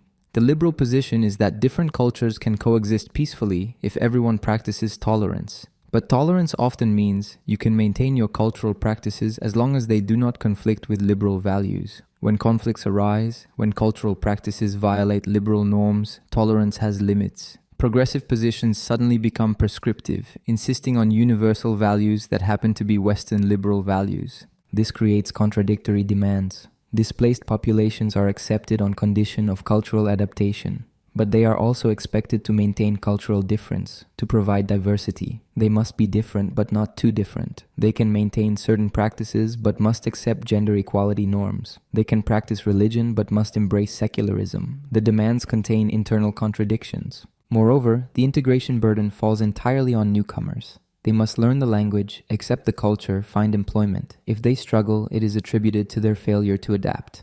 But what if the host society is structured to exclude them? What if discrimination prevents employment? What if economic conditions offer few opportunities? The discourse can blame individuals for structural problems. Žižek argues that genuine solidarity would require European societies to change, not just refugees. It would mean confronting racism, economic inequality, the structures that marginalize newcomers. It would mean redistributing resources, creating real opportunities, building new forms of community that include everyone. But this is much harder than simply declaring borders open or closed. He also points out the class dimension that gets ignored. Wealthy progressives support open policies, but they often do not bear the costs directly. They do not live in neighborhoods where new populations settle. Their children do not attend schools stretched by language diversity. They do not compete for low-wage employment. Working-class Europeans experience immigration as direct competition and disruption. When they object, they are accused of prejudice. But their concerns are not entirely irrational. They are responding to real pressures created by economic structures. The solution is not restrictive borders. It is addressing inequality, both global and domestic. If working-class Europeans had secure employment, housing, and services, they would not perceive refugees as threats. The problem is not too many displaced people. The problem is too few resources distributed too unequally. But addressing this requires confronting economic systems, redistributing wealth, building solidarity across ethnic lines. And this is precisely what recent economic policy has undermined. One of Žižek's more controversial suggestions was that European resources might be better directed toward creating stable conditions in the regions people are fleeing rather than encouraging dangerous journeys to Europe. This was criticized as abandoning refugees to camps, but his point was that long-term solutions require addressing root causes, not managing symptoms. Accepting refugees in Europe does not stop wars, does not address climate change, does not reduce global inequality. It manages consequences while allowing causes to continue.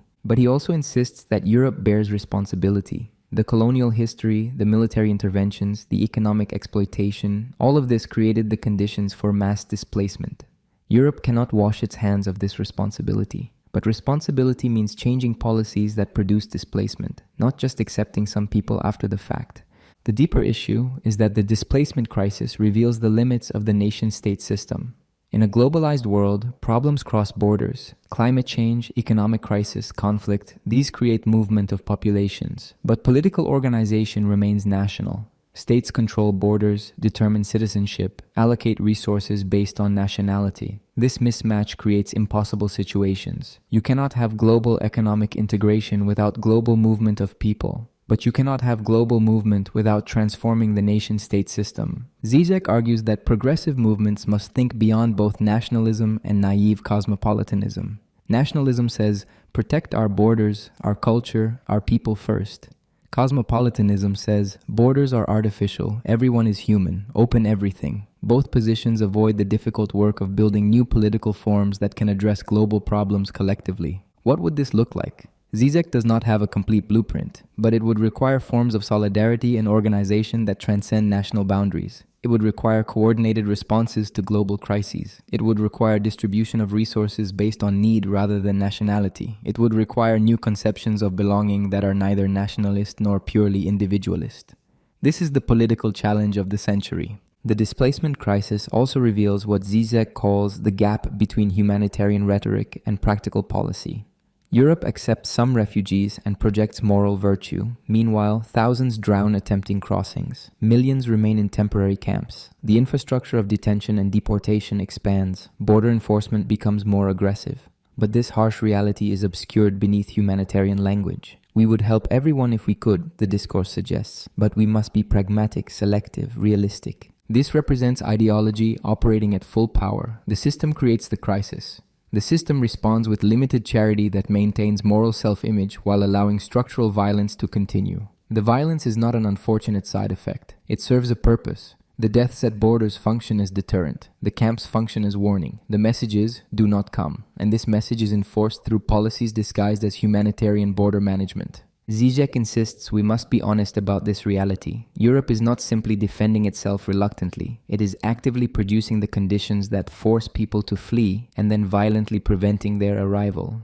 This is not defensive policy. It is ongoing structural violence against populations displaced by policies those same nations implemented. So what is to be done? Žižek refuses simple answers. Open borders immediately would likely cause social breakdown and empower right-wing movements. Closed borders are both immoral and ultimately impossible to maintain. The only real solution is systemic transformation. End the wars, end exploitation, address climate change, redistribute resources globally, build new political structures capable of collective action on global problems. But this requires not policy adjustment but fundamental transformation. It requires overcoming the most powerful interests on the planet. It requires solidarity across national and ethnic lines that economic systems constantly work to undermine. The challenge is immense. Failure is entirely possible. But the alternative is ongoing catastrophe. Endless displacement, endless deaths, endless militarized borders, the slow transformation of the world into fortified enclaves surrounded by zones of abandonment.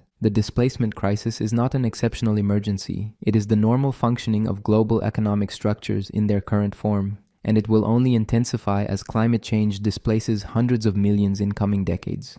The question is not whether there will be mass migration. The question is whether humanity can organize politically to address it collectively, or whether we will descend into increasingly brutal forms of exclusion and violence.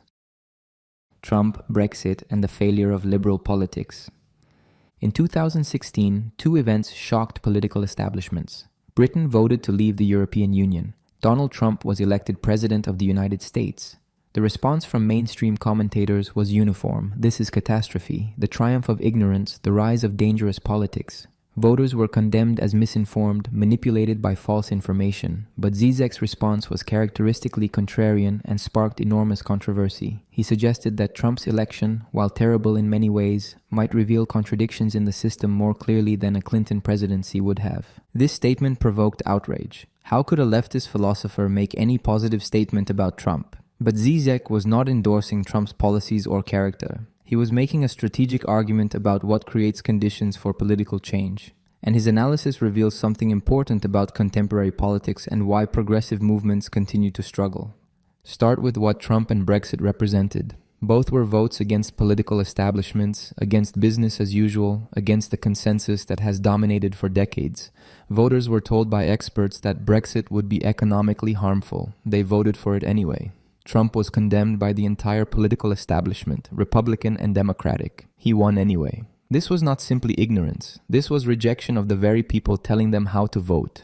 The liberal response was to insist voters had made the wrong choice. They need more education, more fact-checking, more rational argumentation. But this completely misses the point. The vote was not primarily about facts or policy analysis. It was a rejection of an establishment that people felt had abandoned them. Telling them they are foolish for rejecting you just confirms that you hold them in contempt.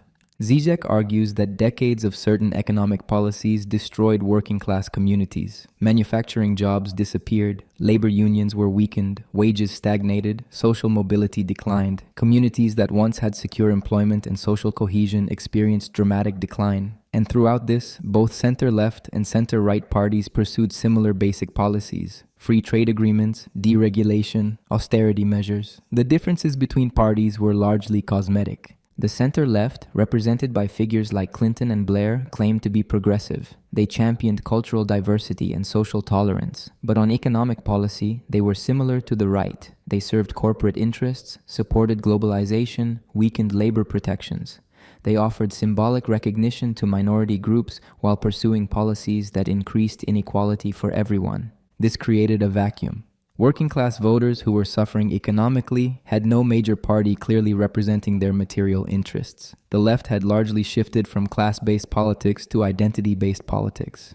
So when someone like Trump came along and said the system is rigged, that elites do not care about ordinary people, that trade deals and immigration hurt workers, it resonated. It did not matter that Trump was a billionaire who would pursue policies benefiting the wealthy. He at least acknowledged that something was fundamentally wrong. He spoke to their anger even if he directed it toward misleading targets. Brexit operated similarly. The Leave campaign tapped into genuine grievances about deindustrialization, about regions that had been economically abandoned, about insecurity. The Remain campaign offered technocratic arguments about GDP projections and trade statistics, but people were not voting based on economic models. They were voting to reject an establishment that clearly held them in contempt. Žižek's controversial argument was that Clinton represented the continuation of a system that produces these conditions. She was the ultimate establishment figure, promising incremental adjustments to a failing system. Trump, for all his flaws, represented a rupture. His presidency would expose contradictions, reveal the system's failures, potentially create openings for more radical change. Clinton would have managed the slow decline, maintained the illusion that the system works, prevented any fundamental transformation. By the early 2020s, Žižek had modified this assessment. Trump's presidency was indeed catastrophic in many ways. Family separations at borders, environmental deregulation, tax cuts for the wealthy, near-authoritarian rhetoric. The contradictions were exposed, but progressive movements were too weak to capitalize on them. However, Žižek maintained that the liberal response to Trump remained inadequate, focused on his personal awfulness, rather than the systemic conditions that made his rise possible. Yet Žižek's analysis of why Trump won remains important. The issue is not that voters were fooled by misinformation. The issue is that the liberal center had nothing meaningful to offer. When your message is that things are basically acceptable and we just need competent management, you cannot speak to people whose lives are deteriorating. Trump spoke to their anger. He offered the wrong solutions, directing blame toward immigrants and minorities rather than economic structures. But at least he acknowledged their suffering. The same pattern appears across Europe. Right-wing movements are gaining strength. They win by combining economic nationalism with cultural conservatism. They promise to protect workers from globalization and immigration. This is often cynical. Once in power, these movements typically serve business interests while offering symbolic victories on cultural issues. But they win because progressive movements have largely abandoned economic populism. Žižek argues the left made a significant error by prioritizing identity-based politics at the expense of class-based politics. Recognition, diversity, representation, these became the focus. Economic inequality was treated as one issue among many rather than the fundamental structure that shapes all others. This allowed the right to claim they speak for working people. The result is a political realignment. The cultural elite, educated professionals in cities, vote for liberal parties that embrace diversity and market economics. the working class, especially in deindustrialized regions, increasingly votes for right-wing parties that promise economic protection and cultural conservatism. Progressive movements have become associated with the professional class, not the working class. This represents a significant problem. Moreover, certain forms of progressive discourse operate through frameworks that alienate potential allies. The language of privilege, safe spaces, and intensive focus on microaggressions can make ordinary people feel they are being lectured and judged. Working-class populations are told they have privilege even as their economic situations are precarious. They are told to examine their advantages by people who are often economically comfortable. This breeds resentment.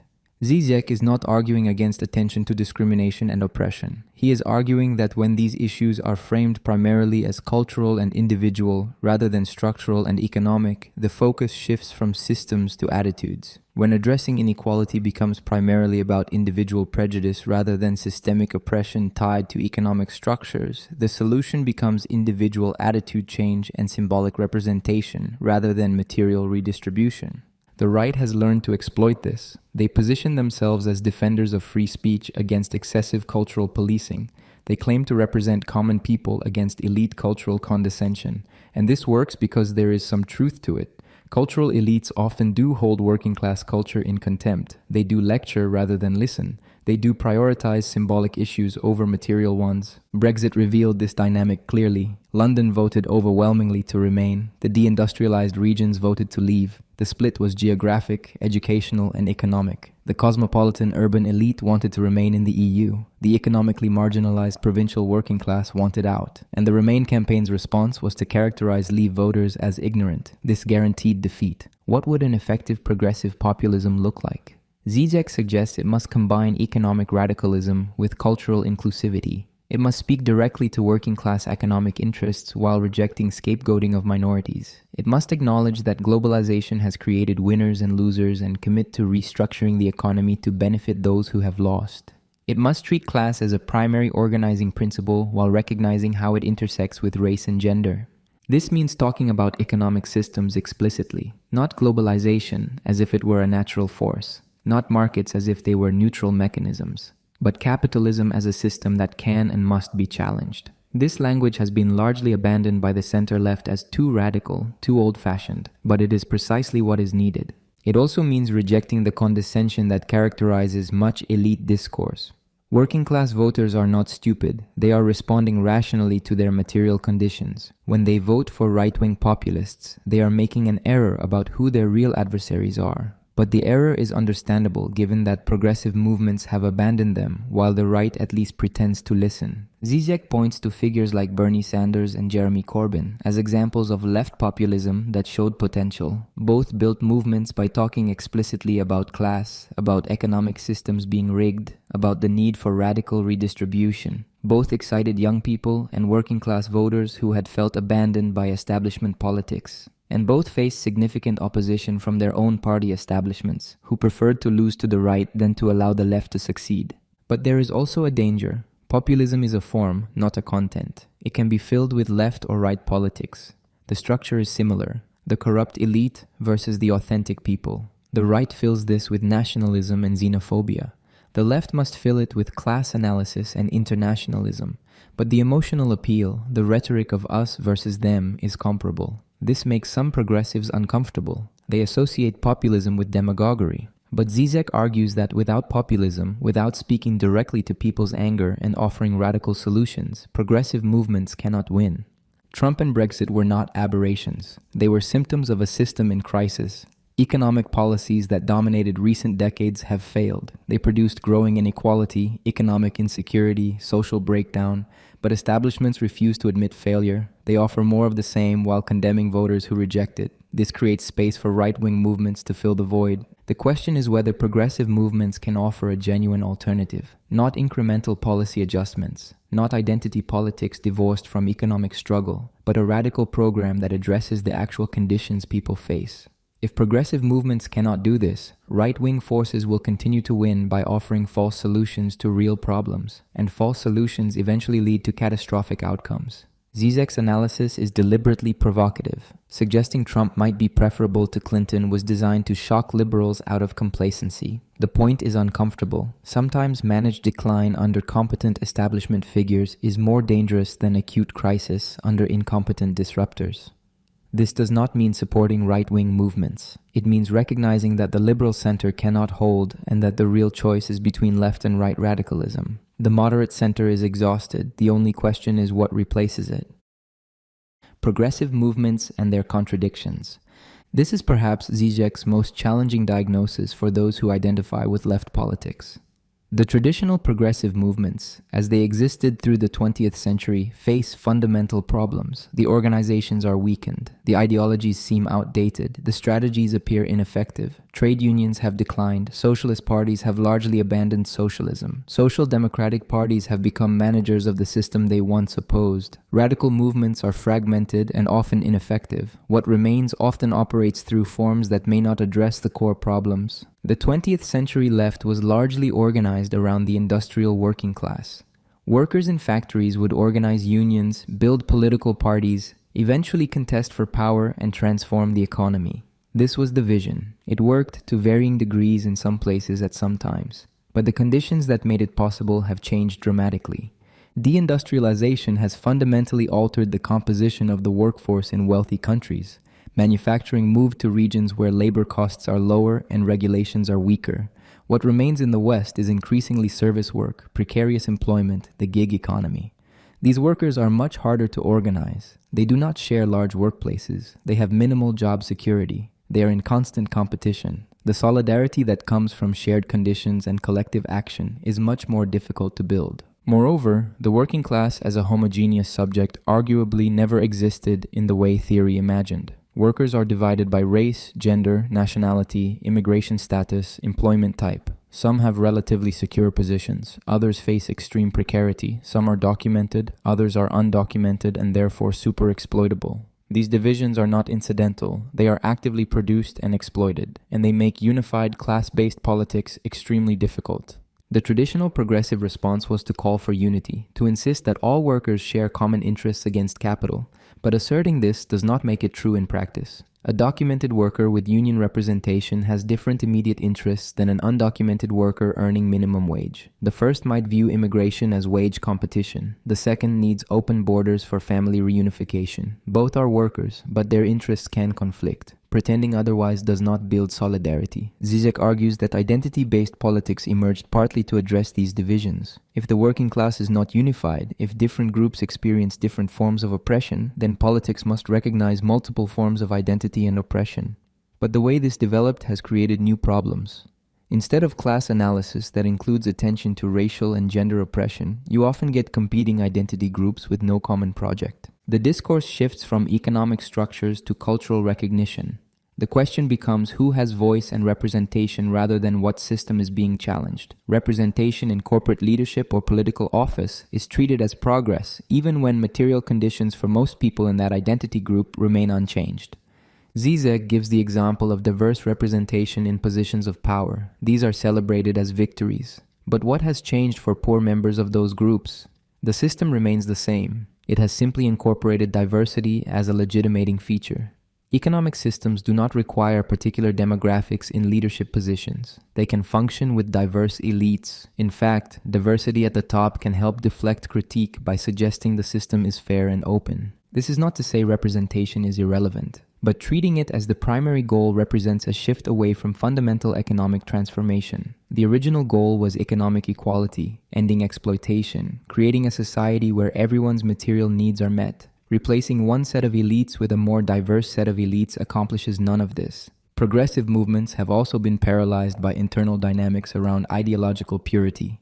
Endless debates about who is sufficiently radical, who holds problematic views, who should be excluded. This creates fragmentation and suspicion. Potential allies are rejected for insufficient adherence to current positions. Movements consume themselves in internal policing rather than building power. Meanwhile, right-wing movements are often better at coalition building, uniting disparate groups against common opponents. There is also the tendency towards symbolic action over strategic organization. Protests, demonstrations, online activism, these can be important for building awareness and solidarity, but they are not strategies for taking power.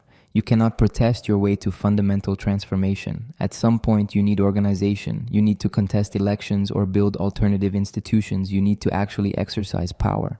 But progressive movements have often retreated from this difficult organizational work in favor of expressive politics. Occupy Wall Street exemplified certain problems. The movement captured attention, raised consciousness about inequality, created a moment of possibility. But it had no strategy for translating protest into power, no clear demands, no organizational structure that could persist, no plan for what comes after the occupation. The energy dissipated, the moment passed, the system continued largely unchanged. Žižek argues that progressive movements must think seriously about power, not just critique, not just resistance, but how to actually take power and transform society. This requires political organization, which means parties or party-like structures. It requires electoral strategy, which sometimes means compromising to build coalitions. It requires thinking through what policies to implement and how to overcome opposition. This is unglamorous work, but without it, progressive politics remains performative. The collapse of the Soviet Union dealt a psychological blow from which the left has never fully recovered. For decades, whatever its severe problems, the USSR represented proof that an alternative to capitalism existed. When it collapsed, the message seemed clear. Capitalism has won. There is no alternative. This is the end of history. The left has been defensive ever since, struggling to articulate a convincing vision of what comes after capitalism. Social democracy, the compromise between capital and labor, offered a middle path. Strong welfare states, regulated markets, union power, redistribution.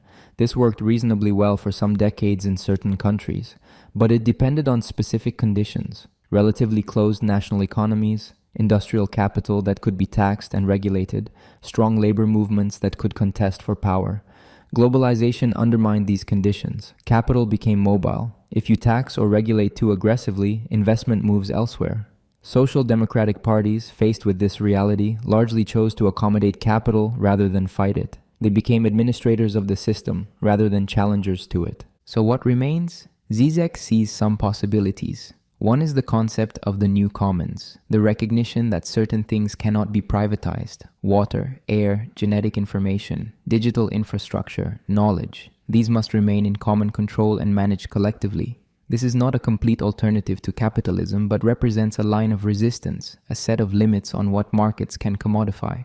Another possibility is experiments in alternative organization, worker cooperatives, democratic control of enterprises, participatory budgeting, local resilience projects. These exist in niches. They demonstrate that other forms of organization are possible, but they struggle to scale and challenge the system without political power to protect and expand them. The system can tolerate small alternatives as long as they do not threaten overall structures of power. Žižek also sees potential in technology, though not in utopian terms. Automation could eliminate the need for much human labor. This is currently a threat because under capitalism, eliminating jobs means unemployment and suffering.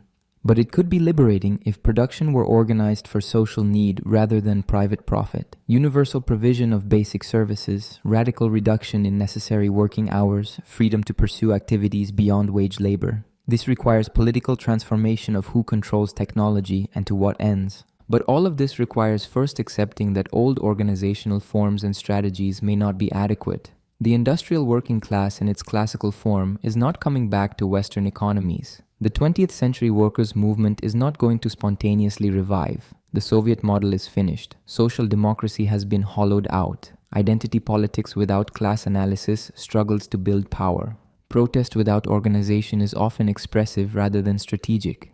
Until progressive movements fully confront these realities, building new forms becomes difficult. This is painful. It means abandoning cherished ideas and organizational forms. It means admitting that much of what progressive movements devoted themselves to may no longer be viable in current conditions. But clinging to exhausted forms prevents building new ones. The world has changed. Capitalism has changed. The composition of the workforce has changed. Progressive strategy must adapt accordingly. What would revived progressive politics look like? Žižek does not have complete answers, but he suggests certain elements. It must be internationalist in response to globalization. It must address ecological crisis as central, not peripheral. It must combine economic radicalism with cultural openness. It must think beyond the nation-state while recognizing that power is still largely organized nationally. It must use contemporary forms of communication and organization rather than only traditional structures. It must be willing to exercise power, not just critique it. Most importantly, it must articulate a positive vision of what comes after capitalism. Not detailed blueprints, but a direction. Something to fight for, not just against. Progressive movements have become largely reactive, defining themselves by opposition. But people need something to believe in, some vision of a better world worth struggling for. Without that, even when capitalism fails, no alternative appears viable, and you get authoritarian solutions rather than emancipatory ones. The diagnosis is difficult. In many ways, traditional progressive politics is exhausted. But this is not cause for despair. It is cause for rethinking. The new forms of progressive politics can only emerge once the mourning for old forms is complete, once we stop trying to revive what cannot be revived and start building what does not yet exist.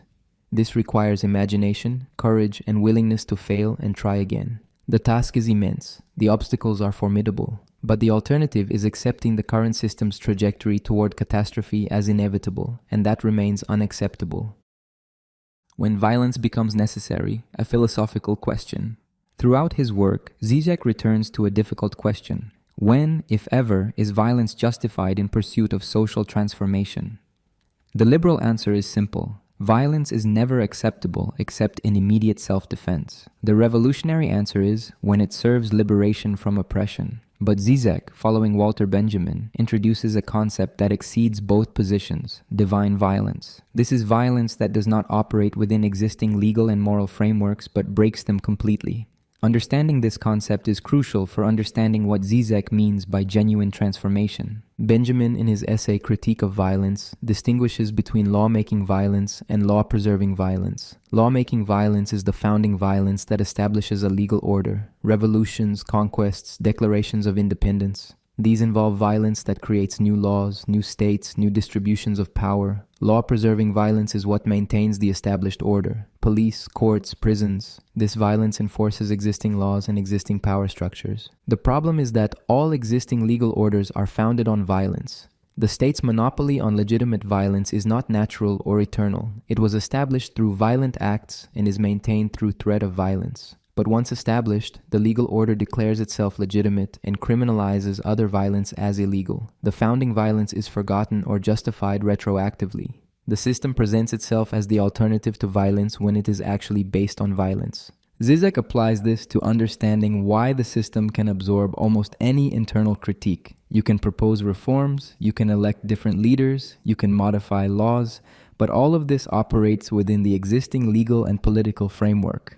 The fundamental structures, the distribution of property, the basic organization of power remain unchanged. Reform represents law-preserving violence disguised as change. Revolution, in the classical sense, is law-making violence. You overthrow the old order and establish a new one. The French Revolution, the Russian Revolution, these were attempts to create fundamentally new legal and social orders. But Benjamin and Žižek point out a problem. The new order, once established, becomes another system requiring law-preserving violence. The revolutionary state must defend itself. It creates new police, new prisons, new forms of coercion. The revolution stabilizes into a new order that in many respects resembles what it replaced. This is the tragedy of 20th century revolutions. They promised freedom, but created new forms of oppression. The violence used to overthrow tyranny became violence used to maintain the new regime. The revolutionaries became new elites. The cycle of lawmaking and law-preserving violence continued with different actors. Divine violence, Benjamin's mysterious third category, breaks this cycle. It is violence that does not aim to establish a new legal order. It is purely interruptive, shattering the existing order without installing a replacement. This sounds potentially nihilistic, but the idea is that only by completely breaking the old can something genuinely new emerge. Any revolution that already knows what will replace the old order is not truly revolutionary. It is just substituting one system for another. Žižek connects this to his reading of Christianity. The death of God represents divine violence in conceptual terms. It shatters the entire symbolic order organized around God as transcendent guarantor. It does not install a new God. It accepts the void. And only in this void can genuine freedom potentially emerge. Similarly, revolutionary violence must be willing to destroy without knowing what will replace the destruction. This is profoundly unsettling and raises obvious questions. How do you distinguish divine violence from terrorism or nihilistic destruction? How do you prevent it from becoming lawmaking violence for a new tyranny? Žižek does not have fully reassuring answers. He insists that divine violence is rare, perhaps only glimpsed in certain revolutionary moments that are quickly betrayed or normalized. The example he often cites is the Jacobin terror during the French Revolution. For a brief period, the old order was completely suspended. Aristocrats were executed. Property was redistributed. Even the calendar was changed. The names of days and months were altered to erase all traces of the old regime. This was an attempt to completely break with the past and create something radically new. Of course, the terror ended in reaction and eventually Napoleon's empire. The moment of divine violence was brief and was ultimately contained. But Žižek argues that the terror, despite its violence and failures, opened a space of possibility. It demonstrated that the social order is not natural or eternal. It can be completely overturned. This possibility, once glimpsed, can never be fully erased even when the specific attempt fails. But most would argue the terror demonstrates the danger of revolutionary violence, not its necessity.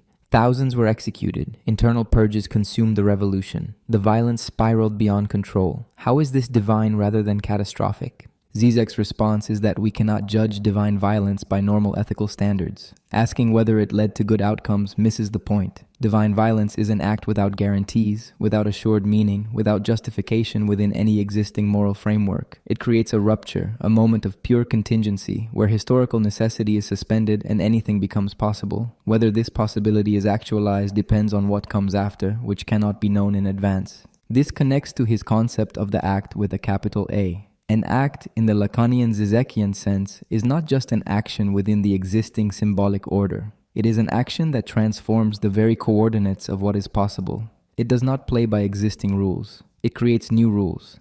It is a leap into the void, a decision made without existing ground that retroactively creates its own ground. Lenin's decision to seize power in October 1917 is an example. By most rational calculations, the Bolsheviks should have waited. They were a minority. Conditions were not ideal. Many argued the revolution was premature, but Lenin acted anyway. He forced the situation, and the act itself transformed the situation, making what seemed impossible suddenly actual. What followed was complicated and often terrible, but the act itself was revolutionary in the pure sense of breaking existing coordinates. Žižek contrasts this with contemporary activism, which mostly operates within existing coordinates. You protest, you make demands, you pressure institutions to reform, but you do not fundamentally challenge the framework. Divine violence would mean refusing the entire frame, refusing to make demands that could be accommodated within the system, insisting on total transformation. This is why Žižek can be critical of movements that seem radical. Occupy Wall Street made no demands, but not in a revolutionary way. They avoided demands because they could not agree internally on what to demand. Divine violence would mean not demanding anything, because the very structure of demands presupposes the existing order. You do not ask the system for concessions. You interrupt the system itself. But what does this mean in practice? Violence against people. Žižek often seems to suggest violence is necessary, but rarely specifies what form it should take. He invokes Robespierre and Lenin, but recognizes that actually emulating them would likely end in catastrophe. So there is a sense in which divine violence remains primarily theoretical, something philosophically necessary but practically unrealizable. This creates a tension. If divine violence is the only true revolution, but divine violence is impossible or inevitably betrayed, are we left with nothing? Is the concept just a utopian fantasy that serves to condemn all actual politics as insufficient? Žižek would argue this misses the purpose. The function of divine violence is not to provide a practical manual. It is to mark the absolute limit, the place where the existing order ends. It is to refuse the claim that working within the system is the only option, that there is no alternative. Divine violence says there is an alternative, even if we cannot fully articulate it or guarantee its success. Moreover, even failed acts of what might be called divine violence have historical effects. The Paris Commune lasted only months before being violently crushed, but it demonstrated that workers could organize society themselves. The idea survived even though the Commune was destroyed. The Russian Revolution led to Stalinism and eventual collapse, but it proved that capitalism was not eternal, that the entire social order could be overturned. These historical traces matter even when the events themselves end in defeat or betrayal. Žižek is not advocating mindless violence. He is not suggesting revolutionaries should simply start destroying things randomly. He is arguing that at some point, if you are serious about fundamental transformation rather than reform, you must be willing to act without guarantee of success, to break with the existing order completely, to accept the risks and responsibility of that break. And this break will necessarily involve what the existing order defines as violence, not necessarily physical harm, but rupture, tearing the social fabric, refusing the rules. The question he poses to progressive movements is whether they are willing to take this risk. Or are they content with symbolic protest, with demands for reform that can be accommodated, with operating safely within the limits of what the system allows? If the latter, then they are not actually threatening the system. They are performing opposition while reinforcing the illusion that the system can accommodate fundamental critique. Divine violence is the name for the point where you stop asking permission, stop making negotiable demands, stop operating within the rules. It is the point where you simply act, knowing that the act will be condemned as violence, as illegal, as illegitimate, but acting anyway because the legitimacy of the existing order is itself what must be challenged. Whether this is politically useful or philosophically coherent remains intensely debated. Critics argue it is dangerous, that it romanticizes violence, that it provides no practical guidance and could justify almost anything. Defenders argue it is necessary, that without this ultimate horizon of absolute rupture, all politics becomes reformist, all critique becomes domesticated, all resistance becomes manageable. What is clear is that Žižek refuses the comfortable position that change can always be peaceful, that violence is never necessary, that the system can be reformed from within through patient work. He insists that the system is maintained through violence, that reform only works when the system can accommodate it, and that fundamental transformation requires breaking what cannot be reformed. Whether you call this divine violence or something else, the confrontation it demands remains unavoidable for anyone serious about transformation rather than management. Don't find solutions, change the problem itself. We have reached the end of this exploration of Žižek's philosophy, and the final lesson is the most difficult. You want solutions, you want practical advice, you want to know what to do. And Žižek's answer is, you are asking the wrong question. The demand for solutions presupposes that the problem is clear and just needs fixing. But what if the problem is not what you think it is? What if the very way you formulate the problem already contains the ideology you need to escape? This is why Žižek constantly frustrates readers looking for answers. He does not offer solutions, he reframes problems. Consider climate change. The usual formulation is, how do we reduce emissions while maintaining economic growth? This treats growth as non-negotiable and emissions as a technical problem to be solved within that constraint. But what if growth itself is the problem? Then the question transforms. Not how to have green growth, but whether to have growth at all. The original question was ideological because it excluded the real solution from consideration, or inequality. The liberal question is, how do we reduce inequality through taxation and redistribution while preserving capitalism? This assumes capitalism is the framework within which inequality must be addressed. But what if capitalism necessarily produces inequality? Then redistribution is just managing symptoms. The real question becomes, how do we move beyond capitalism? But this question is unaskable in mainstream discourse. The problem has been formulated to exclude the solution. This is what ideology does. It structures the field of what seems possible, what seems reasonable, what seems worth discussing. And the most effective ideology is one that makes you think you are free to ask any question while subtly ensuring that certain questions are never asked. You can debate policy details endlessly while never questioning the system itself. Žižek's method is to expose this operation. He takes widely accepted problem formulations and shows how they contain hidden assumptions that predetermine acceptable answers. He pushes questions to their limit, to the point where the framework breaks down, and in that breakdown, something else becomes visible. Take the question, how do we create a more just society? This sounds like a good question, but it assumes we know what justice is, that it is a matter of better distribution within existing structures. Žižek asks, what if our very concept of justice is ideological? What if the demand for justice serves to legitimize the system by suggesting it can be made fair? What if true emancipation requires moving beyond justice as we understand it? This does not mean abandoning concerns about fairness. It means recognizing that justice as currently conceived operates within a framework that may need to be exceeded. The question transforms from how to achieve justice to what lies beyond justice, or love. We ask, how do I find the right partner? How do I make my relationship work? These questions assume that relationship problems are individual problems requiring individual solutions. but Žižek shows that relationships are structured by social and psychic coordinates that exceed individual choice. The problem is not finding the right person. The problem is that the romantic ideology itself is impossible. So the question becomes, how do we love in the ruins of the romantic fantasy? This approach is frustrating because it does not give you actionable advice. Žižek will not tell you what political party to join, what products to buy, how to live your life. He will analyze the coordinates within which these choices appear meaningful and show how those coordinates are ideological. But then what? The absence of positive instruction is deliberate.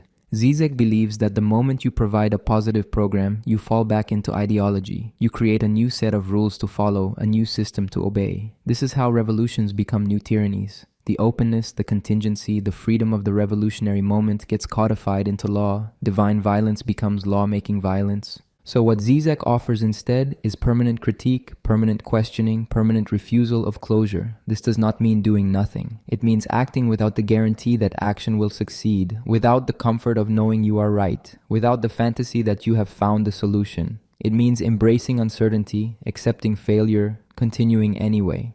This connects to his reading of Christianity. Christ offers no program, no law, no system. He offers an impossible ethical demand: love your enemy, give everything away, embrace suffering. This demand cannot be fulfilled, but attempting to fulfill it transforms you. The point is not success, but the attempt itself, the commitment to something impossible. Similarly, revolution is not a program to implement, but a commitment to transformation without guarantee. You do not know what will replace capitalism. You do not have a blueprint for the future. You cannot promise that things will be better. But you refuse the present, you act to break what is, you create openings for what might be. This is why Žižek's politics often seem abstract or impractical. He is not offering a 5-point plan. He is maintaining a space of possibility, a refusal of the claim that there is no alternative. Against the pragmatists who say we must work within existing constraints, he insists that the constraints themselves must be challenged. Against the utopians who offer detailed blueprints, he insists that the future cannot be known in advance. But does this amount to anything? Critics say Žižek is all theory and no practice, all critique and no construction, all negation and no affirmation. They say he leaves us paralyzed, unable to act because all action is tainted by ideology. They say he enjoys his radical posture while doing nothing to change the world. There is truth to this critique. Žižek has spent decades writing books while living comfortably as an academic. He has not organized workers, not led movements, not taken risks. His revolutionary rhetoric is performed from safety. The disconnect between his radical theory and conventional life is glaring. But Žižek would say this misses the point. He is a philosopher, not an organizer. His role is thought, not action, and thought matters. The work of ideology critique, of showing how reality is structured by fantasy, of exposing contradictions, this is necessary work. It does not directly change systems, but it changes what is thinkable. And what is thinkable determines what is possible. Moreover, Žižek argues that premature action is often worse than no action. Better to think carefully about what is required than to rush into activity that reinforces the system. The failure of 20th century revolutions shows the danger of acting without adequate thought. Revolutionary enthusiasm led to tyranny because the revolutionaries did not understand the structures they were trying to change. They repeated patterns they meant to escape. So the call is for a different kind of patience. Not the patience of waiting for conditions to improve, not the patience of gradual reform, but the patience of thinking through problems completely, of not accepting easy solutions, of recognizing that fundamental transformation requires understanding what you are transforming. This is intellectual work. It is unglamorous, but it is necessary. At the same time, Žižek knows that thought alone is insufficient. At some point, someone must act. The act is what translates thought into reality. But the act cannot be programmed or predicted. It happens when someone somewhere refuses the existing coordinates and does something that was previously unthinkable. All the philosopher can do is prepare the ground, maintain the space, insist on possibility. So what do? You are reading this, confronting these ideas, wondering how to live differently. And the answer is that there is no answer, no formula, no program that can be given. You must think for yourself, act without guarantee, accept responsibility for your choices knowing they are not grounded in any ultimate justification. You must recognize that you are implicated in the system, that there is no pure position outside, that every choice contains contradictions. You must give up the fantasy of innocence, the desire for simple solutions, the comfort of moral certainty. This is difficult. Most people cannot bear it. They want to be told what to do, to follow a leader, to join a movement that promises salvation. But Žižek offers no salvation, no comfort, no easy path. He offers analysis that makes life harder, not easier. Understanding ideology does not free you from it. Seeing through fantasy does not allow you to live without fantasy. Knowledge of your unfreedom does not make you free. These are difficult truths. And yet, in the absence of easy answers, something else becomes possible. You can stop searching for the solution and start grappling with the problem. You can accept that you do not know what to do and act anyway. You can embrace the contradiction, the failure, the impossibility, and find in that embrace a freedom that does not depend on success or guarantee. This is what it means to live in the deadlock rather than trying to escape it. The deadlock of capitalism, where the system is failing but the alternative is not yet visible. The deadlock of desire, where satisfaction is impossible but you pursue it anyway. The deadlock of meaning, where there is no ultimate ground but you create meaning through your acts. The deadlock of ethics, where there is no right answer but you must choose. Žižek's final lesson is that the deadlock is not a problem to be solved, but the condition of existence to be accepted. And in that acceptance, in that refusal of false solutions and comfortable illusions, there is a strange liberation. Not the liberation of achieving your goals or transforming the world, but the liberation of acting without illusion, of thinking without guarantee, of living without the fantasy that someone else knows the answer. The system will not save you, the revolution might not come, the future might be worse than the present. Capitalism might collapse into barbarism rather than transform into something better. All of this is possible, but giving up hope is not the same as giving up. It is the beginning of acting seriously, of taking responsibility, of recognizing that the only ground is the groundlessness itself. So do not look for solutions. Change how you understand the problem. Do not seek answers. Learn to live with questions. Do not demand guarantees. Act in their absence. This is all that can be said. The rest is up to you, and that is both the terror and the possibility of freedom.